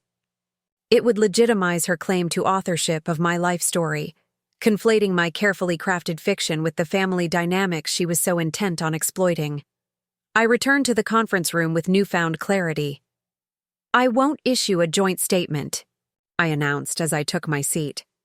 "I won't perpetuate the fiction that my novel is about my sister or our relationship. I've spent my career creating stories. I won't let someone else dictate this one." Diana nodded, something like respect flickering in her expression. Then we proceed with Plan B. Kristen has prepared a simple, direct statement, reaffirming that The Inheritance of Echoes is a work of fiction. We'll distribute it to all media contacts, emphasizing that no further comment will be made on family matters so that focus can return to the literary merits of the work. Meanwhile, Patricia added, "We've identified several high-profile literary voices willing to speak about the novel's artistic merits. 2 major review outlets have agreed to publish essays specifically addressing how your architectural metaphors function as explorations of interior spaces, emphasizing the craft elements that make the book significant beyond any personal drama. For the first time since the conflict erupted, I felt the tension in my shoulders ease slightly. These people, my publisher, my agent, the publicity team, were fighting for my work, not just managing a crisis. They understood what was at stake. Not merely family harmony, but artistic integrity. "Thank you," I said simply, the words inadequate to express my gratitude. The meeting continued with detailed planning for the remaining tour stops, security protocols for events, and media training for handling difficult questions. As we concluded, Diana pulled me aside. "Your sister has made a fundamental miscalculation," she said quietly. She assumed that because family drama gets more clicks than literary criticism, it would ultimately overshadow your work. But quality endures beyond momentary controversy. The Inheritance of Echoes will be read long after this conflict is forgotten. Her confidence steadied me as I prepared for the day's events, which included a podcast interview and a reading at a university literature program. Both proceeded without incident, though I noticed security personnel present at the university event, a surreal reminder of how quickly my book tour had transformed from celebration to potential conflict zone. After the university event, I received a call from my father, the first direct contact since the conflict had escalated. I answered with trepidation, stepping into an empty classroom for privacy. "Emma," he began, his tone carrying the particular blend of authority and disappointment that had characterized so many childhood conversations. "This situation has gone far enough. Your mother is devastated. Olivia is facing professional embarrassment, and the Whitfield name is becoming associated with public squabbling rather than achievement." The familiar framing, everyone's discomfort positioned as my responsibility, triggered a lifetime of conditioned guilt. "Dad, I didn't start this. I'm simply trying to maintain professional boundaries around my work." "Professional boundaries?" he echoed, incredulity sharpening his voice. "You've rejected a reasonable compromise, involved lawyers, and continued making public statements that contradict your sister's account of events. How is that maintaining boundaries?" The selective perception was so absolute it momentarily left me speechless. In reality, Olivia's initial mischaracterization of my novel, her leveraging of corporate legal resources, and her coordinated media campaign were apparently reasonable actions requiring no correction. "Dad," I said carefully, "Olivia spoke to a reporter without my knowledge claimed my novel was about our relationship when it wasn't. Then had Griffin's legal department send threatening letters when I clarified that my book is fiction. Now she's pressuring media outlets to limit coverage of my work. Those aren't actions I can compromise with." A weighted silence followed. "Emma, you've always had a flair for the dramatic," he finally said, his dismissive tone reigniting the familiar sense of invalidation I had experienced throughout childhood. "Olivia is concerned about how she's portrayed in a novel that clearly draws inspiration from your family experiences. Her company is protecting her professional reputation. These are reasonable concerns that could be resolved with a simple joint statement, acknowledging that while your novel is fiction, it naturally incorporates elements of shared family history." The circular logic was maddening. My father's perspective allowed no possibility that Olivia's actions might be self-serving or inappropriate. In his worldview, her concerns were automatically legitimate, while mine required justification. "I won't issue that statement, Dad. It would validate a false narrative about my work." His sigh carried decades of disappointment. "Then I don't see how we move forward from this impasse. Your mother and I have always supported both our daughters equally, but your refusal to consider family harmony in this matter is troubling." The claim of equal support was so contrary to my lived experience that I nearly laughed. "Dad, I have to go. I have another event shortly." "Think about what I've said, Emma. Family remains when literary trends pass." After ending the call, I stood, alone in the empty classroom, surrounded by vacant desks and academic portraits of long-dead scholars.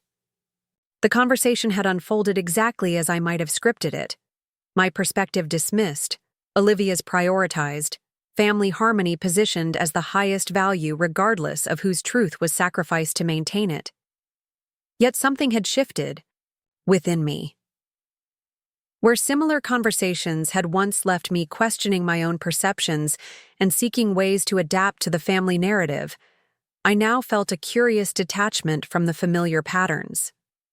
My father's disappointment, once devastating, now registered as predictable and oddly disconnected from my adult reality.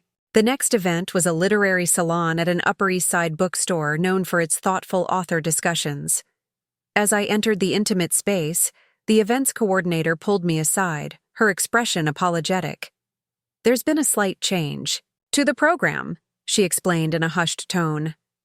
"Olivia Whitfield from Griffin Media called this morning. She's attending and has requested a few minutes to address the audience before your reading. Our owner felt it would be impolite to refuse.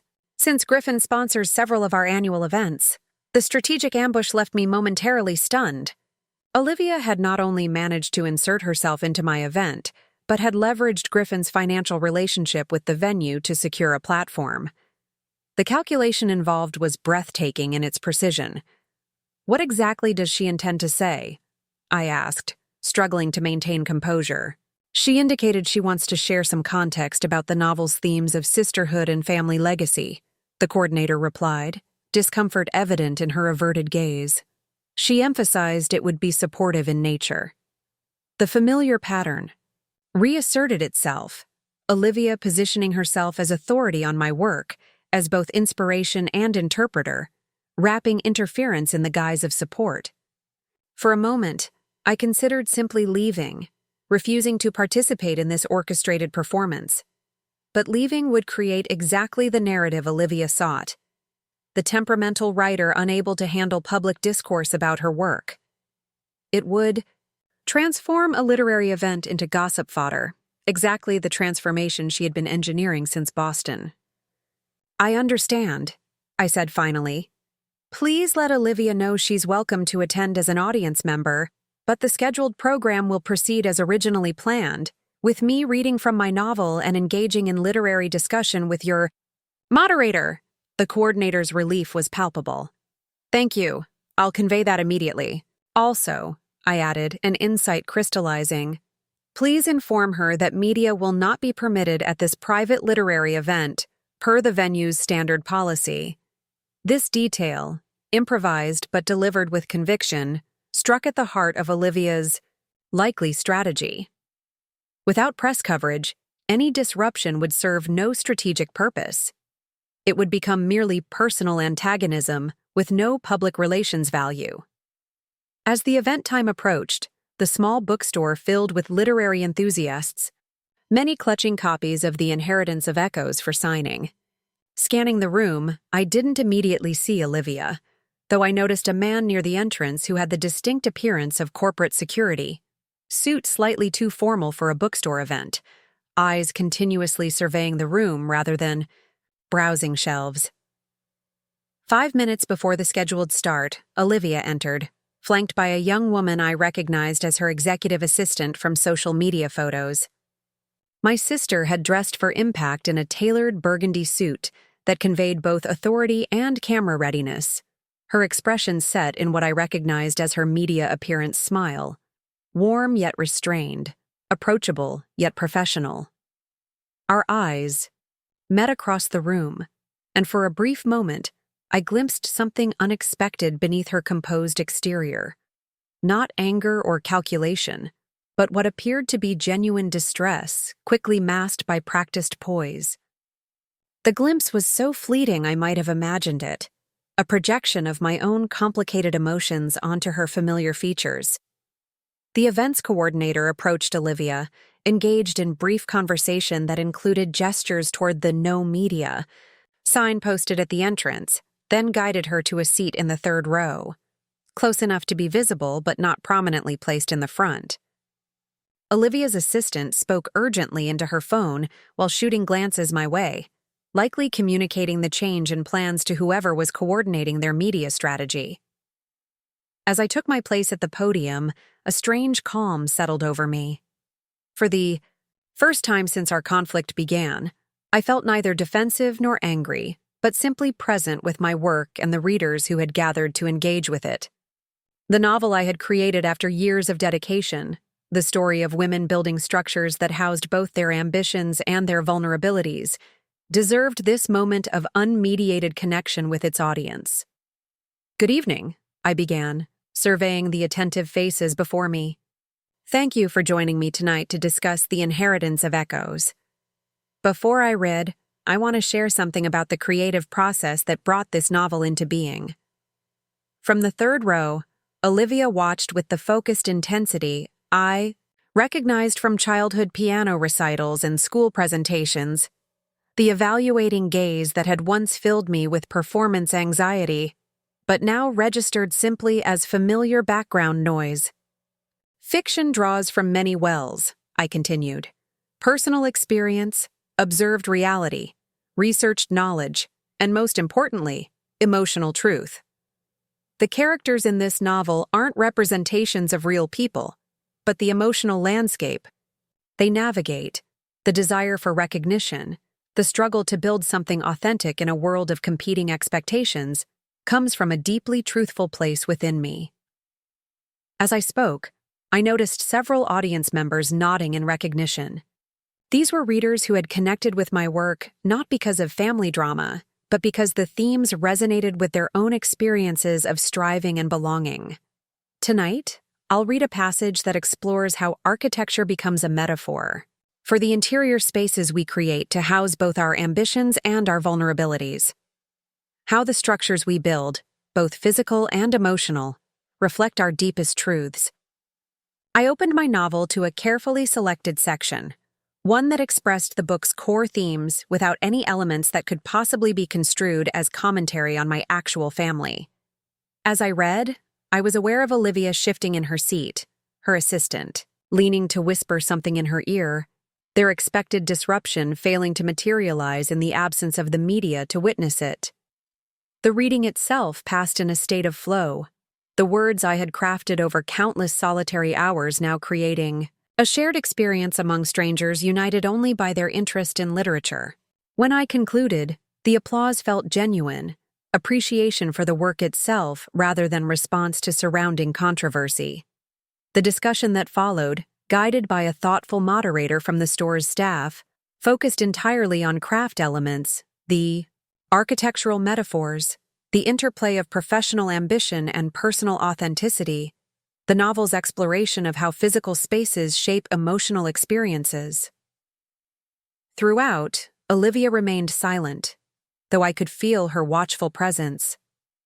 The dynamic was familiar from childhood, Olivia observing while I performed, her judgment more powerful in its silence than any voiced criticism might have been. As the formal program concluded and attendees lined up for book signing, I noticed Olivia rise from her seat, confer briefly with her assistant, then approach the signing table. The assistant remained several steps behind, phone still in hand, but no longer actively communicating. "Impressive event," Olivia said as she reached me, her voice pitched to carry no further than the immediate space between us. "Though not quite what we anticipated." "What exactly did you anticipate, Olivia?" I asked quietly, continuing to sign. Books for waiting readers without breaking rhythm. A chance to clear the air, to provide context that might benefit both of us. Her perfectly composed expression revealed nothing, but I detected tension in the set of her shoulders. "There's a fundamental difference in how we view this situation," I observed, accepting another book from a waiting reader with a smile. "You see my novel as something that requires your contextualizing, your interpretation, your perspective. I see it as my work, complete in itself." Her practiced smile faltered slightly. "You've always had a gift for making me sound calculating and self-centered. It's quite skillful, really. I'm not trying to make you sound like anything. I'm simply maintaining boundaries around my work that you continue to cross." A middle-aged woman handed me her book for signing, then turned to Olivia with bright recognition. "Oh, you're the sister from the article, aren't you? The one who inspired the novel?" The moment crystallized everything about Olivia's strategy, how effectively she had positioned herself as essential to understanding my work, how thoroughly she had inserted herself into my professional narrative. Before Olivia could respond with what would undoubtedly be a perfectly calibrated blend of modesty and confirmation, I spoke directly to the reader. "Actually, the novel isn't based on real people. It's fiction inspired by themes of ambition and recognition that resonate universally. What's your name for the inscription?" The woman looked momentarily confused, glancing between us as she processed this contradiction to the narrative she had encountered in media coverage. "Rebecca," she finally said. "I'm an architect myself, so the novel really spoke to me. I personalized her copy. Olivia remained beside me, her presence a silent challenge. When the last reader had moved away, she leaned closer. "This isn't going how either of us intended, Emma. We should talk privately, find a way forward that preserves both our professional reputations."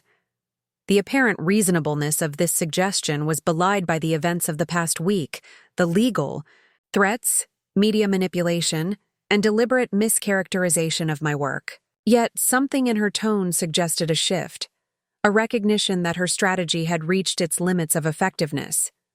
"I agree," I replied, surprising myself with the decision. "But not tonight, and not without mediators present. This has moved beyond personal disagreement into professional territory." She straightened, adjusting her already perfect blazer in the nervous gesture I recognized from childhood. "Fine.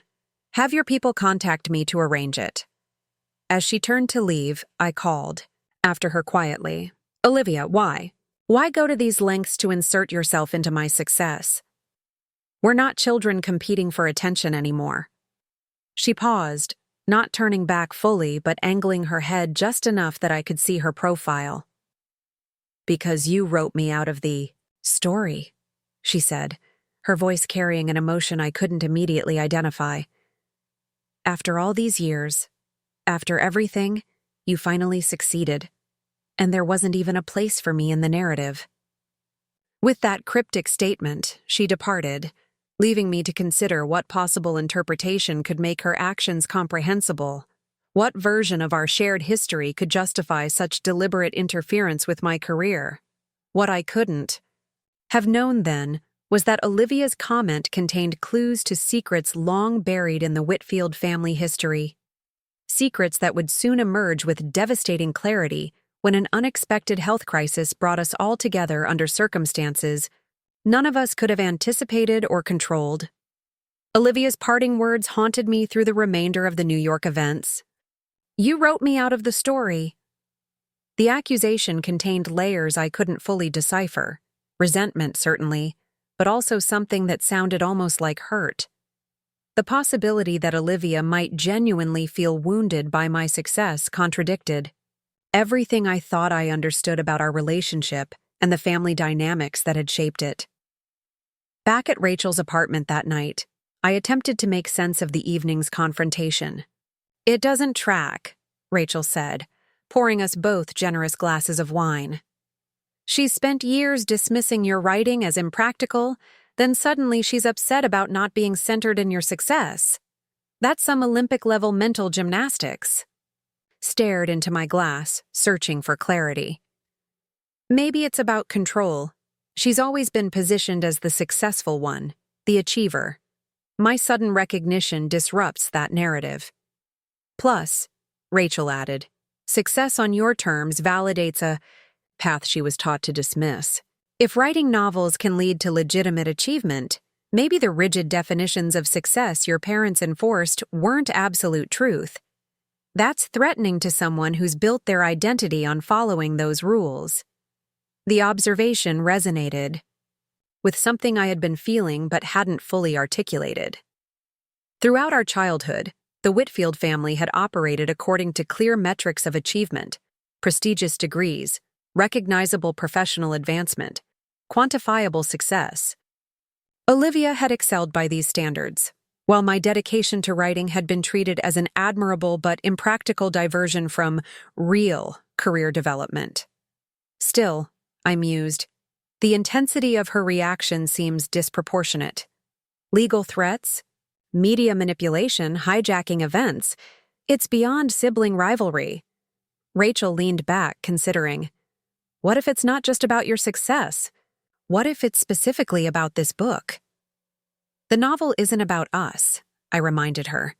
The sisters in The Inheritance of Echoes are architects competing over a commission, not media executives and writers fighting over family narratives.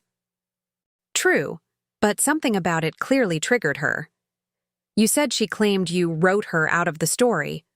What if there's something in the book that she sees as excluding or erasing her, not literally, but emotionally? The question stayed with me as I prepared for sleep, reviewing mental notes for the Chicago leg of the tour starting tomorrow. My relationship with Olivia had always been complex, but her recent behavior suggested motivations beyond the competitive dynamic I had long assumed defined our interaction. The following morning, as I packed for my afternoon flight to Chicago, my phone rang with an unfamiliar number. Expecting another media inquiry, I almost didn't answer, but something, perhaps lingering curiosity from the previous night's confrontation, prompted me to accept the call. Hello, is this Emma Whitfield?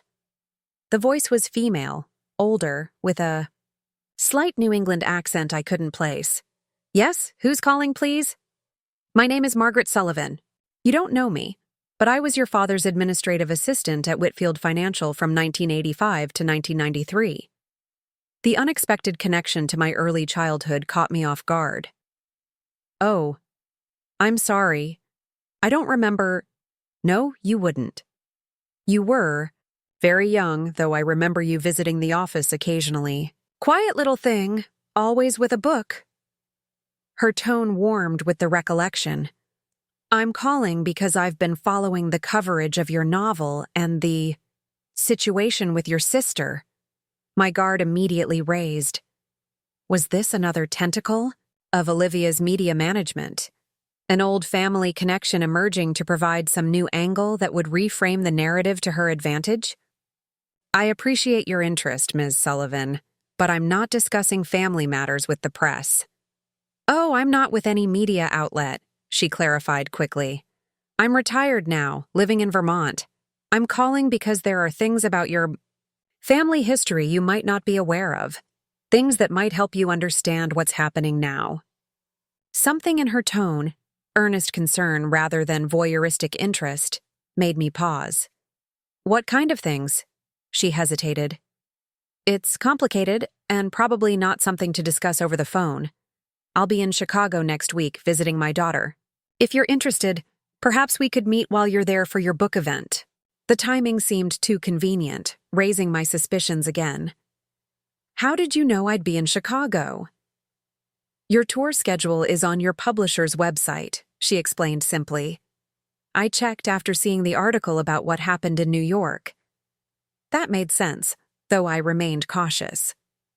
I appreciate the offer, Ms. Sullivan, but I'm not sure what insights from 30 years ago could be relevant to current circumstances. Her next words shattered my hesitation.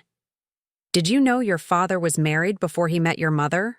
Or that Olivia is not Catherine's biological daughter? The silence that followed felt physical, a sudden vacuum of understanding. That's not possible. My parents have been married for 40 years. Olivia is 3 years younger than me. I understand this is shocking, Margaret said gently. Richard Whitfield has very effectively managed his narrative for decades. But there are documents, records that tell a different story than the one you've grown up with. My mind raced, attempting to reconcile this impossible claim with the family history I had always known. Why are you telling me this now? Because watching this public conflict between you girls, seeing how Richard and Catherine are handling it, it's like watching history repeat itself. Some secrets do more damage kept than revealed. We arranged to meet at a small cafe near my Chicago hotel, away from the bookstore where my event would take place. After ending the call, I sat motionless on Rachel's sofa, my packed suitcase, forgotten beside me. If what Margaret Sullivan suggested was true, if Olivia was not my mother's biological daughter, it would fundamentally alter everything I thought I understood about our family dynamics. But was it credible? Could such a significant fact have remained hidden throughout my childhood and adult life? I called Patricia, needing a clear-eyed assessment before proceeding. It could be legitimate, she acknowledged after hearing the details, but approach with extreme caution. This could also be someone seeking attention or financial gain by inserting themselves into a publicized family conflict. What should I do? Meet her if you want, but in a public place, and don't discuss anything you wouldn't want repeated. Better yet, have someone accompany you, a trusted friend in Chicago, or someone from the local Meridian office. Her pragmatic advice steadied me as I finished packing and headed to LaGuardia for my flight. Throughout the journey, my mind kept returning to Margaret Sullivan's claim, testing it against memories from childhood, searching for inconsistencies or confirmations in the family narrative I had absorbed without question. There were odd details that suddenly seemed significant. The absence of Olivia's birth photos in family albums, explained as a lost camera. My mother's occasional comments about how differently Olivia looked from the rest of us, attributed to recessive genes from a distant relative. The curious gap in my parents' wedding photos and early marriage documentation, supposedly lost in a basement flood. Could these mundane explanations have concealed a more complicated truth? And if so, how did it connect to Olivia's reaction to my novel and success? Chicago greeted me with characteristic wind and the particular nostalgia I always felt returning to the city where I'd attended Northwestern. After checking into my hotel, I reached out to Megan, a former classmate who now worked as an editor at a Chicago literary magazine, asking if she might join me for the mysterious meeting the following morning. She agreed immediately, her journalistic curiosity piqued by the vague explanation I provided. That evening's bookstore event passed without incident, though I noticed security personnel positioned discreetly throughout the venue, Meridian taking. No chances after the New York confrontation. The respite from family drama allowed me to reconnect with what mattered most: the novel itself and the readers who had found meaning in its pages. After the event, I returned to my hotel room to find several missed calls from my mother and a text from my father. "Your Uncle Jim saw you on Chicago tonight. Glad the tour is going well. Mother would appreciate a call when convenient." The message exemplified my father's communication style, superficially supportive while conveying expectations and delegating emotional labor to my mother. I responded with a brief text promising to call the following evening after my scheduled events. Morning brought clear skies and mounting anticipation as I met Megan in the hotel lobby. We walked together to the cafe where Margaret Sullivan had suggested meeting, our conversation focusing on the Chicago literary scene rather than the purpose of our rendezvous. Margaret was already seated when we arrived, immediately recognizable, though I had no conscious memory of her. She was in her 70s, with silver hair cut in a practical bob and alert blue eyes behind stylish glasses. She rose to greet us with unexpected grace for her age. "Emma, you look just like your grandmother Elizabeth, Richard's mother," she said by way of greeting. She had the same serious eyes. The reference to a grandmother I had barely known, she died when I was 4, lent Margaret immediate credibility. My father rarely spoke of his parents, and few people outside immediate family would know about the resemblance my father had occasionally noted. After introductions and coffee orders, Margaret addressed the question hanging between us. "You're wondering if what I told you on the phone could possibly be true, and why I've chosen now to share it." I nodded, grateful for her directness. "It contradicts everything I've understood about my family." "I understand," she said, her expression compassionate. "Let me start with what I know firsthand, then explain why I believe you should have this information." She opened a slim portfolio. She had brought, removing several photocopied documents. Your father hired me when Whitfield Financial was still a small operation, just him, 2 advisors, and me handling everything administrative. At that time, he was married to his first wife, Jennifer Bradford. She passed me a photocopy of what appeared to be a wedding announcement from a local newspaper, dated 1980. It showed a younger version of my father beside a beautiful dark-haired woman I had never seen before. Jennifer worked in investment banking in Boston. They were very well matched. Professionally, both ambitious and driven. In 1982, they had a daughter. The timeline sent a shock through me. I was born in 1982. Yes, Margaret said, noting my expression. Jennifer gave birth to a daughter in February 1982, 7 months before you were born. That daughter was Olivia. The chronological impossibility of this claim against the family history I knew rendered me momentarily speechless. Megan leaned forward, professional curiosity engaged. That would make Olivia older than Emma, not younger. Exactly, Margaret confirmed. Olivia is 7 months older than Emma, not 3 years younger as the current family narrative suggests.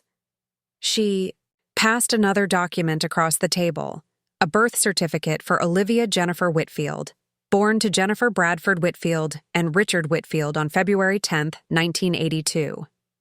This doesn't make sense, I said, staring at the document. I have clear memories of Olivia as a younger sister. She was in different grades in school and celebrated birthdays after mine each year. Margaret nodded sympathetically. Richard is extraordinarily efficient at managing narratives. After what happened with Jennifer, he reconstructed the family timeline completely. What happened with Jennifer? Megan asked the question I couldn't formulate. Margaret's expression sobered. Jennifer suffered severe postpartum depression after Olivia's birth. This was 1982. Postpartum mental health wasn't discussed openly or treated effectively. By summer, she was struggling significantly. Richard was building his business, traveling frequently, often leaving Jennifer alone with an infant while battling depression. She paused, seeming to consider how to phrase what came next. In August, Richard began a relationship with Catherine, who was working as a gallery coordinator at a Boston Arts Foundation where Whitfield Financial had philanthropic involvement. By September, Jennifer had discovered the affair. In October, while experiencing an acute mental health crisis, Jennifer took her own life. The revelation struck like a physical blow. My father, the moral authority of our household, the arbiter of proper behavior and ethical standards, had cheated on his first wife while she battled postpartum depression, with tragic consequences. Shortly after, Richard and Catherine married. In a private ceremony, Margaret continued, You were born the following month, in November. The timeline was dizzying. But that would mean that your mother was already pregnant when she met your father, yes, Margaret confirmed gently. From what I understood, she had ended a previous relationship and hadn't yet informed the father when she became involved with Richard. She passed another document, a marriage certificate for Richard Whitfield and Catherine Preston, dated October 30th, 1982, just weeks before my birth. After your birth, Richard made a decision that shaped everything that followed. Rather than acknowledging the complex circumstances, his first wife's suicide, his infant daughter from that marriage, his new wife's pregnancy from a previous relationship, he created a simplified narrative. He and Catherine presented themselves as having been married for several years. You were introduced as their firstborn child, while Olivia was temporarily cared for by Richard's parents. That's why I don't remember her as a baby, I whispered, childhood memories rearranging themselves around this new information. She didn't live with us at first, Margaret nodded. When Olivia was about 3, she was integrated into your household as the new baby, your younger sister born to Richard and Catherine. Most of their social and professional connections in Boston knew the truth, which is partly why Richard relocated the family and business to Oak Ridge when you girls were still young, a fresh community where the constructed narrative wouldn't be questioned. The revelation explained so many discordant elements of my childhood: the curious gaps in family documentation, the strained interactions with my mother's relatives who visited rarely, and my father's insistence on controlling all family narratives. Why are you telling me this now? I asked the question that had been simmering since her call. Margaret closed her portfolio carefully. I've followed your career from a distance over the years, along with Olivia's. When this public conflict erupted, I recognized patterns from the past repeating themselves. Richard managing information, controlling narratives, prioritizing appearance over truth. She leaned forward, her expression earnest. But more specifically, I read your novel. This unexpected turn caught me off guard. My novel? But it's fiction. It has nothing to do with these revelations. Not directly, no. But its central theme, the inheritance of echoes, how patterns and secrets reverberate through generations even when unacknowledged, struck me profoundly. In your story, the youngest architect discovers her mentor was actually her mother, a truth hidden to protect professional reputations. The revelation both destabilizes and ultimately liberates her. I stared at Margaret, the parallel suddenly painfully clear. My novel's exploration of hidden truths and their impact across generations had unknowingly mirrored my own family's concealed history.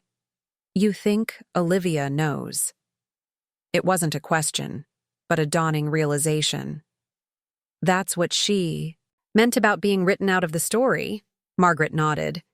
I believe she discovered the truth at some point, perhaps in adolescence or early adulthood. It would explain much about her behavior, both throughout your lives and particularly now, in response to your novel. But why would my success with this particular book trigger such an extreme reaction? Consider it from her perspective, Margaret suggested.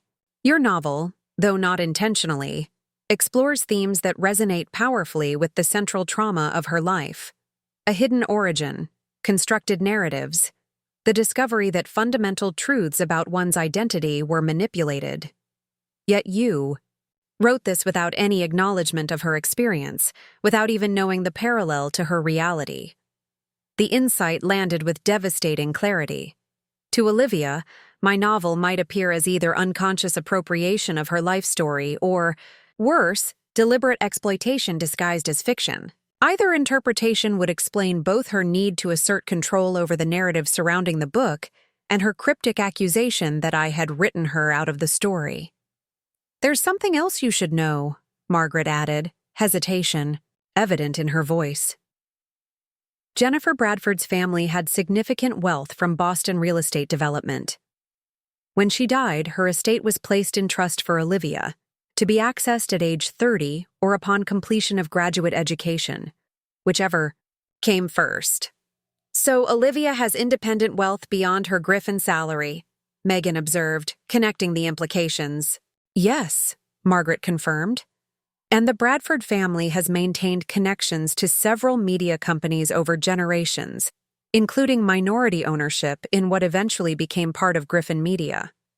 Olivia's position there isn't coincidental. It likely came through family connections she accessed after discovering her true parentage. The revelation recontextualized Olivia's career trajectory, suggesting her professional success might have been facilitated by connections unknown to me or my parents.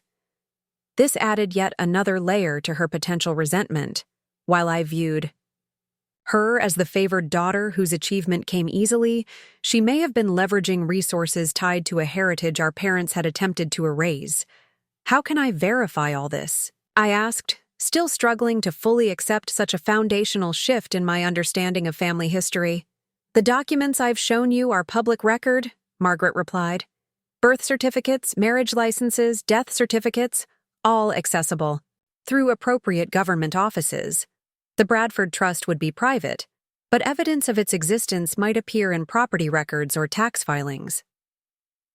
As we concluded the meeting, Margaret handed me a sealed envelope. This contains contact information for Jennifer's younger sister, Elizabeth Bradford. She lives in Vermont now, not far from me. If you want to understand more about your sister's maternal heritage, she might be willing to speak with you." I accepted the envelope, my hand trembling slightly with the weight of its implications. "Thank you for coming forward with this. I hope it helps bring clarity, even if it's painful at first," Margaret said, gathering her belongings. Richard created this narrative with good intentions, protecting two young girls from complicated truths. But secrets have their own lifespan. At some point, the damage they cause outweighs the harm they were meant to prevent. After Margaret departed, Megan and I remained at the table, the revelations settling between us like physical objects. "What will you do now?" she asked finally. "I need to talk to Olivia," I replied, the path suddenly clear despite its difficulty. Not through lawyers or publicists or carefully worded statements, directly, honestly. With this new understanding as foundation, what I couldn't anticipate then was how quickly circumstances would force this confrontation, or that the revelation of these long-buried truths would coincide with a health crisis that would bring the entire reconstructed Whitfield family to a reckoning none of us could have prepared for. The call came as I was preparing for my evening book event in Chicago. My mother's number flashed on the screen, unusual for that time of day when she typically attended charity committee meetings. "Emma," her voice carried none of its usual composed authority. "Your father had a heart attack. He's in surgery at Boston Memorial." The world tilted, perspective instantly realigned by crisis. "Is he? How serious?" "We don't know yet. It happened at the office. His assistant called the ambulance immediately, but—" Her voice broke, a sound I'd rarely heard in my life. "The doctors are doing everything they can. Olivia's already on her way from New York." The family conflict that had consumed my attention for weeks suddenly diminished against the stark reality of mortality. "I'll get there as soon as possible." "What can I do from here?" "Just come," my mother said simply. "We need to be together now." After ending the call, I moved through the necessary steps with mechanical efficiency, canceling the evening's event with profuse apologies to the bookstore, booking the next flight to Boston, packing my hotel room belongings. Throughout these practical tasks, my mind cycled through a continuous loop of implications and calculations. My father is in surgery, fighting for his life.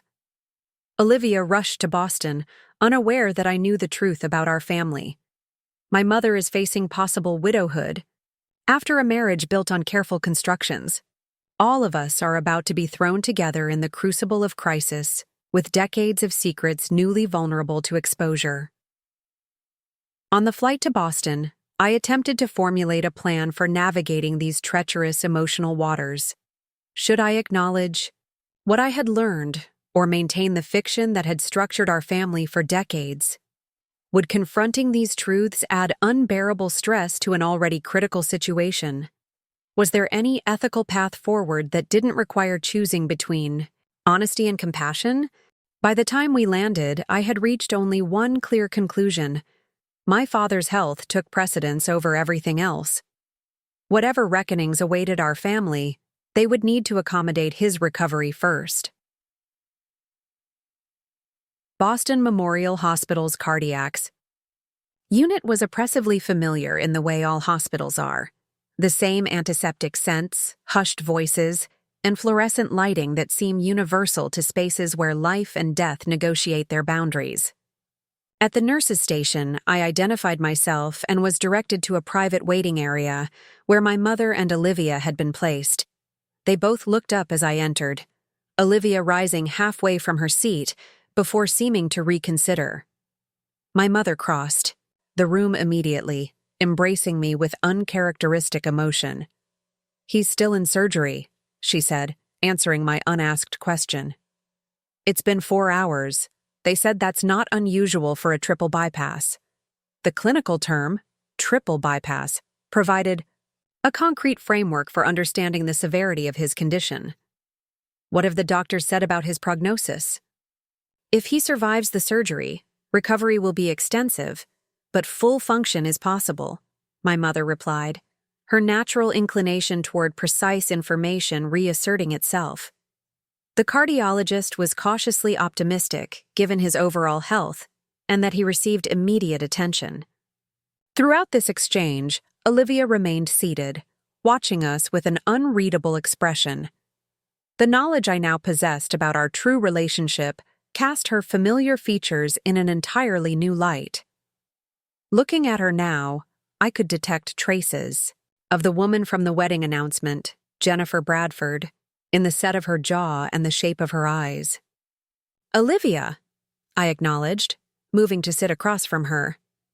"Emma." Her voice carried none of the antagonism from our recent encounters, only exhaustion and concern. "Thank you for coming so quickly." The simple civility between us felt both foreign and familiar, a return to the polite distance we had maintained for years before our recent conflict erupted. Crisis had imposed a temporary truce, both of us instinctively prioritizing family emergencies over personal grievances. For the next 3 hours, we maintained this careful equilibrium, discussing only immediate concerns, arranging for food, updating distant relatives, conferring with medical staff about insurance details. My mother moved between practical efficiency and moments of unguarded vulnerability, occasionally gripping my hand or Olivia's when anxiety overwhelmed her composure. Shortly, after midnight, the surgeon appeared in the waiting room doorway, still wearing his scrub cap. All 3 of us stood instantly, forming an unconscious united front. "Mrs. Whitfield," he addressed my mother, "the surgery was successful. We've bypassed the blocked arteries and stabilized your husband's condition. He's being transferred to cardiac intensive care now." The collective release of tension was palpable, my mother swaying slightly as relief undermined the rigid control she had maintained throughout the ordeal. The surgeon continued with details about recovery expectations, visitation protocols, and follow-up treatments. Throughout his explanation, I found myself watching Olivia, noting how she absorbed the information with the same analytical focus my father always displayed in business meetings. "When can we see him?" my mother asked, the question that mattered most. "He's heavily sedated and will remain so through the night. I suggest you all go home and rest. Return in the morning when he'll be more responsive. Recovery from cardiac surgery is a marathon, not a sprint. You'll need your strength for the coming days." After the surgeon departed, we stood in momentary indecision, the crisis partially resolved but its aftermath still unfolding. "You'll both stay at the house tonight," my mother said, not a question but a statement of expected family protocol. "I've had Teresa prepare your rooms." The prospect of returning to my childhood home with newfound knowledge about its carefully constructed narrative filled me with apprehension, yet refusing would require explanations I wasn't prepared to offer. "Of course," I agreed, Olivia nodding, her confirmation beside me. The drive to Oak Ridge passed in exhausted silence, each of us lost in private thoughts. My mother focused on driving, her knuckles white against the steering wheel. Olivia stared out the passenger window, her profile illuminated by passing streetlights. From the back seat, I watched them both, struck by how completely I had accepted the family mythology without question for 3 decades. My childhood home appeared unchanged as we pulled into the driveway, its stately colonial facade revealing nothing of the secrets contained within its walls. Inside, Teresa had left lights on in the entryway and kitchen, with a note explaining that she had prepared a light meal in the refrigerator should we be hungry. "I think I'll go straight up," my mother said, fatigue evident in every line of her body. "The doctor said to call if his condition changes, but otherwise they'll expect us around 9 tomorrow." After she disappeared upstairs, Olivia and I stood, awkwardly in the kitchen, the temporary unity of crisis beginning to dissolve in her absence. "I should sleep too," Olivia said, turning toward the stairs. "Olivia, wait." The words emerged before I had fully formed the thought behind them. "I think we need to talk."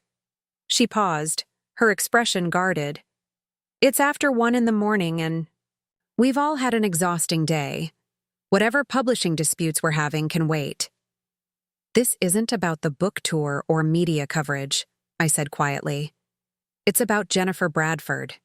The name landed between us like a physical object, disturbing the careful equilibrium we had maintained throughout the evening. Olivia froze, her back to me, then slowly turned, her composed expression giving way to something raw and unguarded. How? Do you know that name? Her voice emerged barely above a whisper. I met Margaret Sullivan in Chicago yesterday, your father's former assistant. Olivia closed her eyes briefly as though absorbing an expected but still painful blow. Of course, the missing piece of the puzzle. I always wondered how you would eventually discover the truth. She moved to the kitchen island, pulled out a stool, and sat heavily, the perfect posture she typically maintained giving way to genuine exhaustion. How much did she tell you? Enough to understand that everything I thought I knew about our family is constructed fiction, I replied, taking the stool opposite her. That you're my half-sister, not my whole sister. That you're older than me, not younger. That my mother is not your biological mother. That your mother died when you were an infant. Olivia listened without interruption, her gaze fixed on the marble countertop. When I finished, she remained silent for several moments before asking, "And how does this new knowledge make you feel?"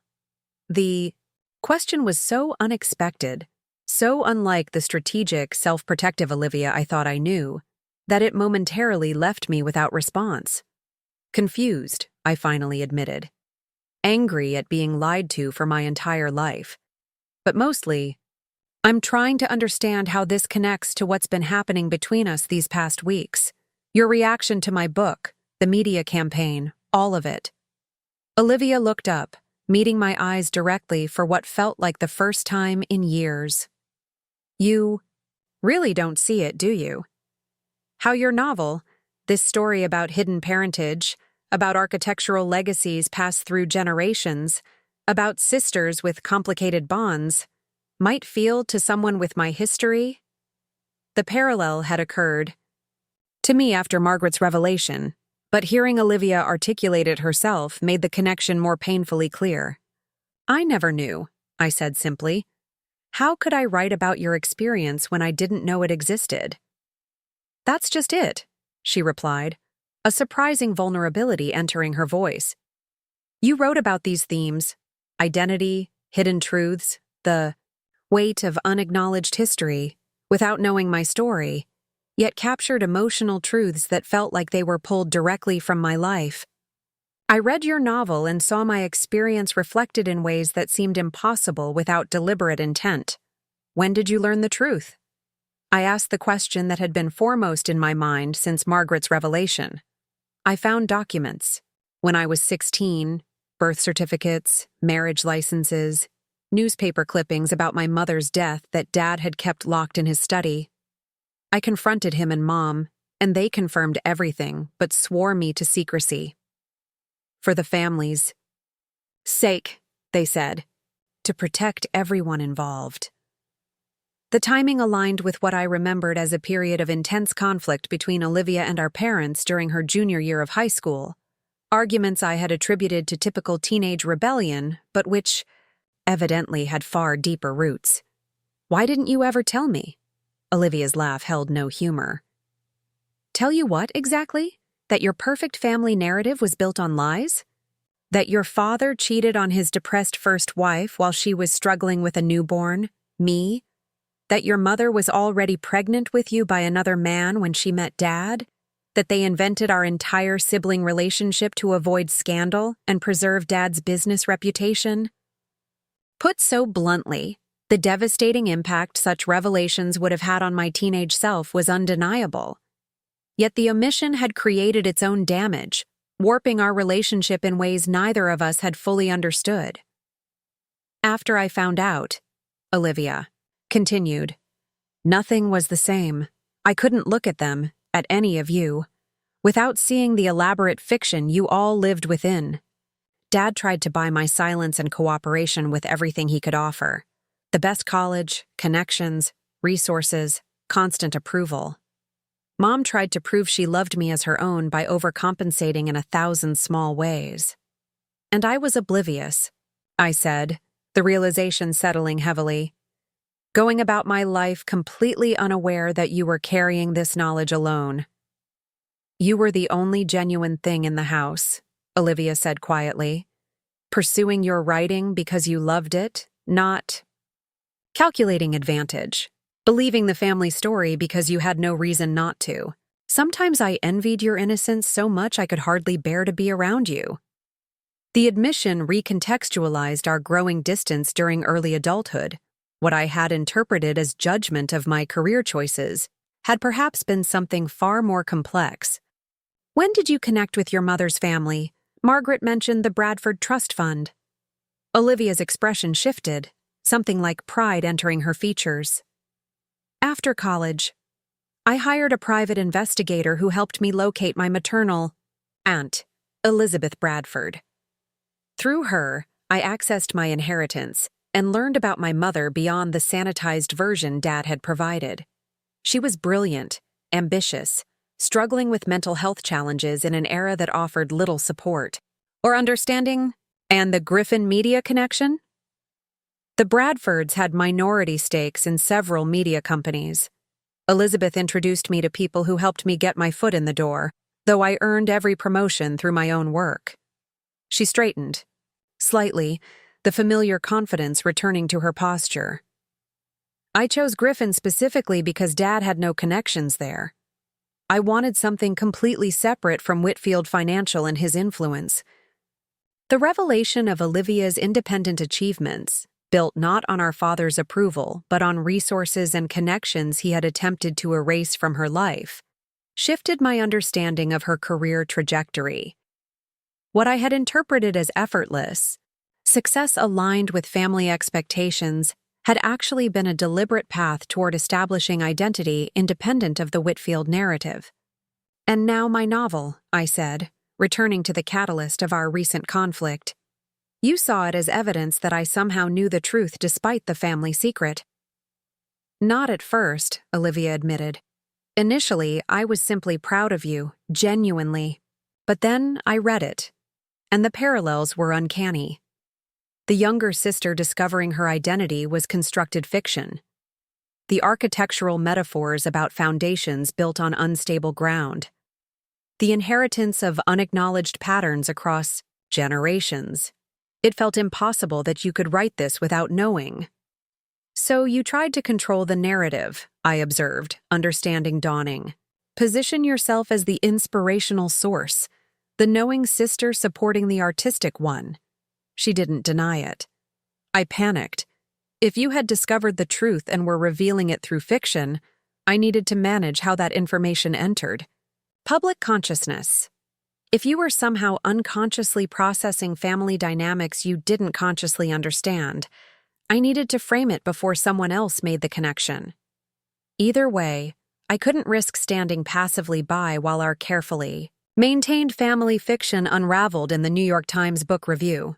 The explanation made a certain strategic sense, consistent with how Olivia had always operated, identifying potential threats and developing preemptive responses. Yet it had backfired spectacularly, creating the very public scrutiny she had feared. Your novel's success forced a reckoning I wasn't prepared for, she continued, fatigue evident in her voice. For years, I've maintained the fiction that we're conventional sisters because exposing the truth seemed unnecessarily destructive.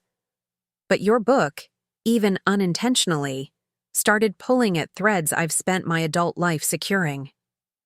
We sat in silence for several moments, the kitchen clock ticking loudly in the quiet house, each of us processing the layers of revelation between us. What happens now? I finally asked, the question addressing not just our immediate situation, but the larger implications for our family system. Olivia sighed, rubbing her eyes in a rare display of unguarded exhaustion. Now, we focus on Dad's recovery. Whatever confrontations or reckonings await can happen when his health is stable. And after that? She met my gaze directly. I don't know, Emma. I've spent so many years maintaining this careful fiction that I'm not sure what exists beyond it. Maybe nothing. Maybe something more authentic than we've ever had.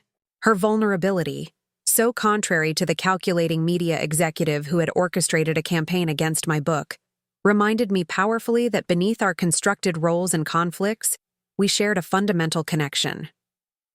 Not the straightforward sisterhood I had always assumed, but something potentially more complex and meaningful. Two women shaped by the same paternal decisions, each responding to family mythology in our own way. "I'd like to know Jennifer," I said impulsively. "Not as a replacement for our mother, but as a missing piece of who you are.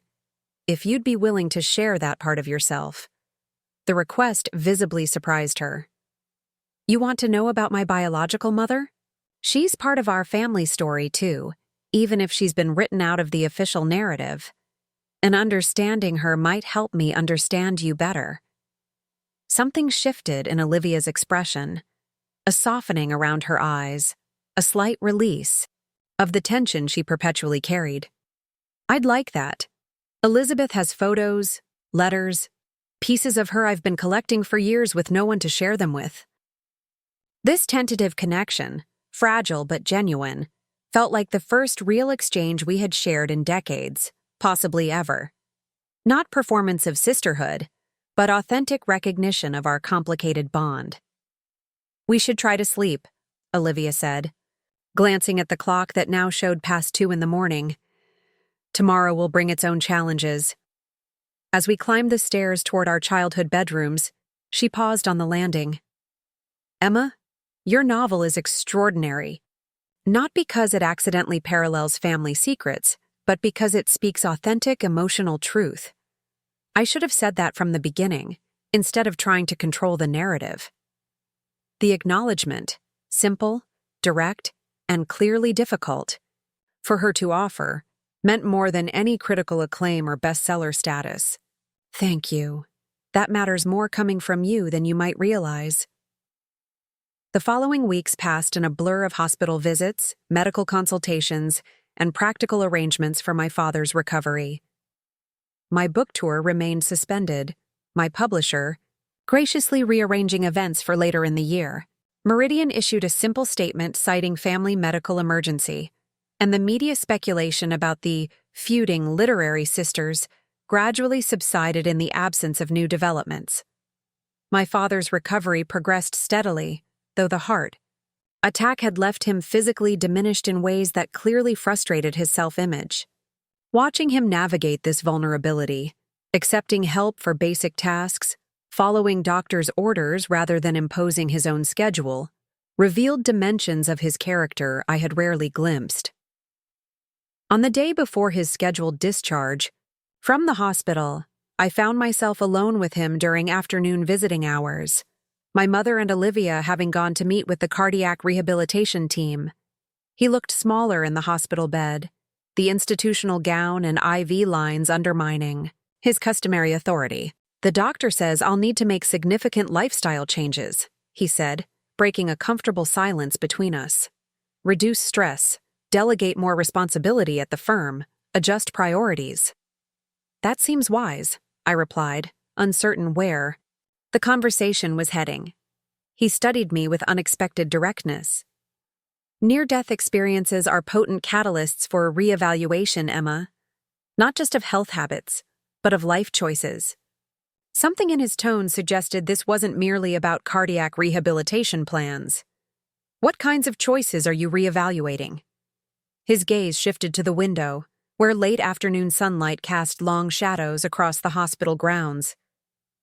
"Olivia told me about your conversation, about what Margaret Sullivan revealed." The admission stirred conflicting responses.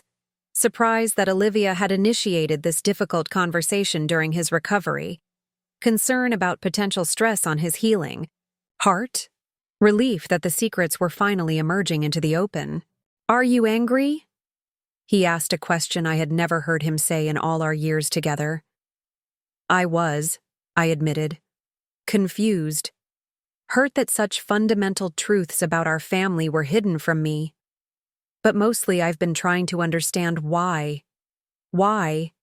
construct such elaborate fiction in the first place, and why maintain it long after we were adults capable of processing complexity?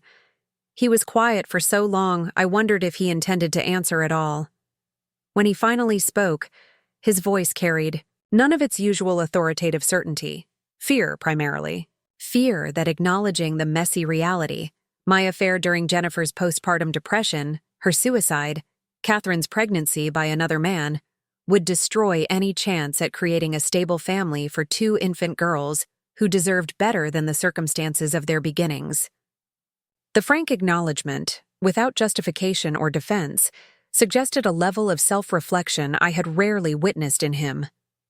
As time passed, he continued, the lie became foundational, impossible to extract without risking collapse of everything built upon it.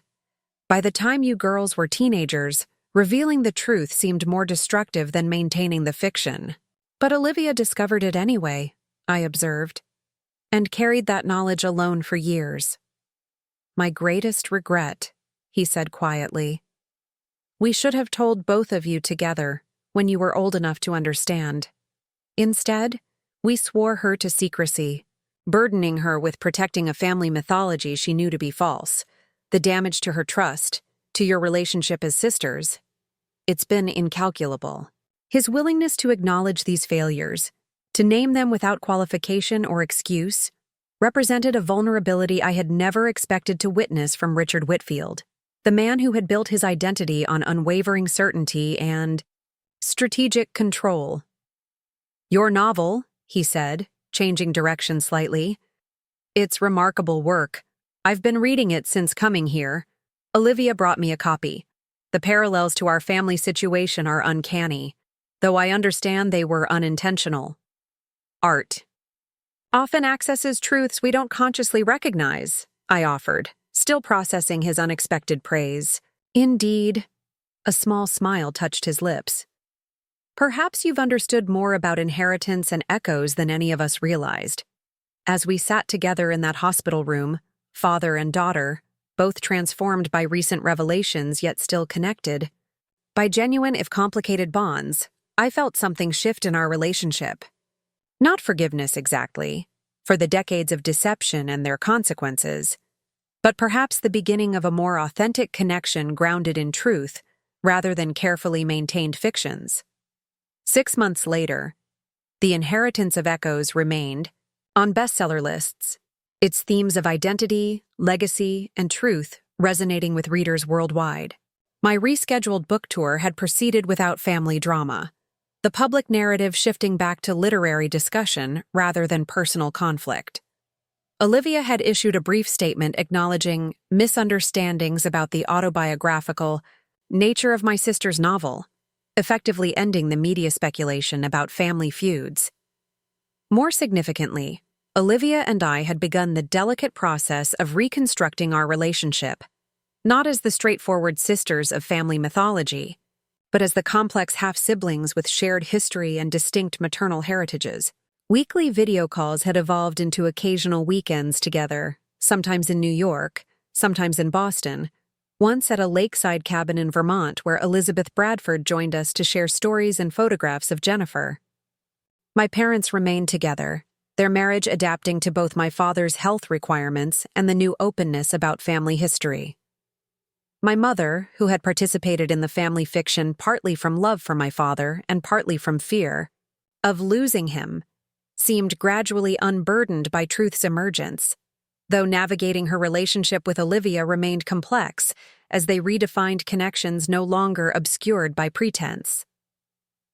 On a crisp autumn afternoon, I sat in a Manhattan cafe with Olivia, discussing potential collaborative projects that had emerged from our reconciliation.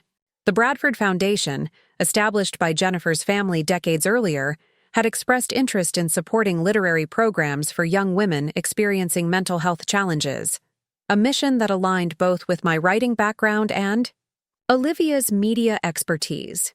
It would honor Jennifer's memory while creating something meaningful going forward, Olivia explained, her passion for the project evident in her animated gestures. Elizabeth believes Jennifer would have wanted her legacy to help others facing similar struggles. As I listened to Olivia outline her vision, strategic as always, but now channeling that precision toward healing rather than control, I reflected on the extraordinary journey from conflict to collaboration we had navigated. The sister who had told everyone I was a failure had become my most insightful advocate. The family that had believed her narrative was gradually building a new story grounded in authentic connection rather than convenient fiction. "What are you thinking?" Olivia asked, noticing my momentary distraction. "That truth, however painful initially, creates possibilities that deception never could," I replied. "And that perhaps the most important inheritance isn't financial or professional success, but the courage to break destructive patterns across generations."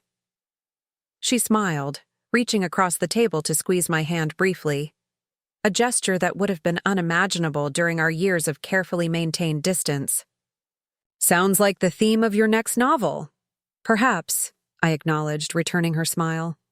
"Though this time I might need to include an acknowledgement for the half-sister whose story helped me understand my own." "Looking for more?" "We've got 2 amazing stories ready for you right on screen. If this one touched you, these are absolutely worth your time. Click to watch them now. And hey, subscribe and hit that bell to never miss our latest uploads."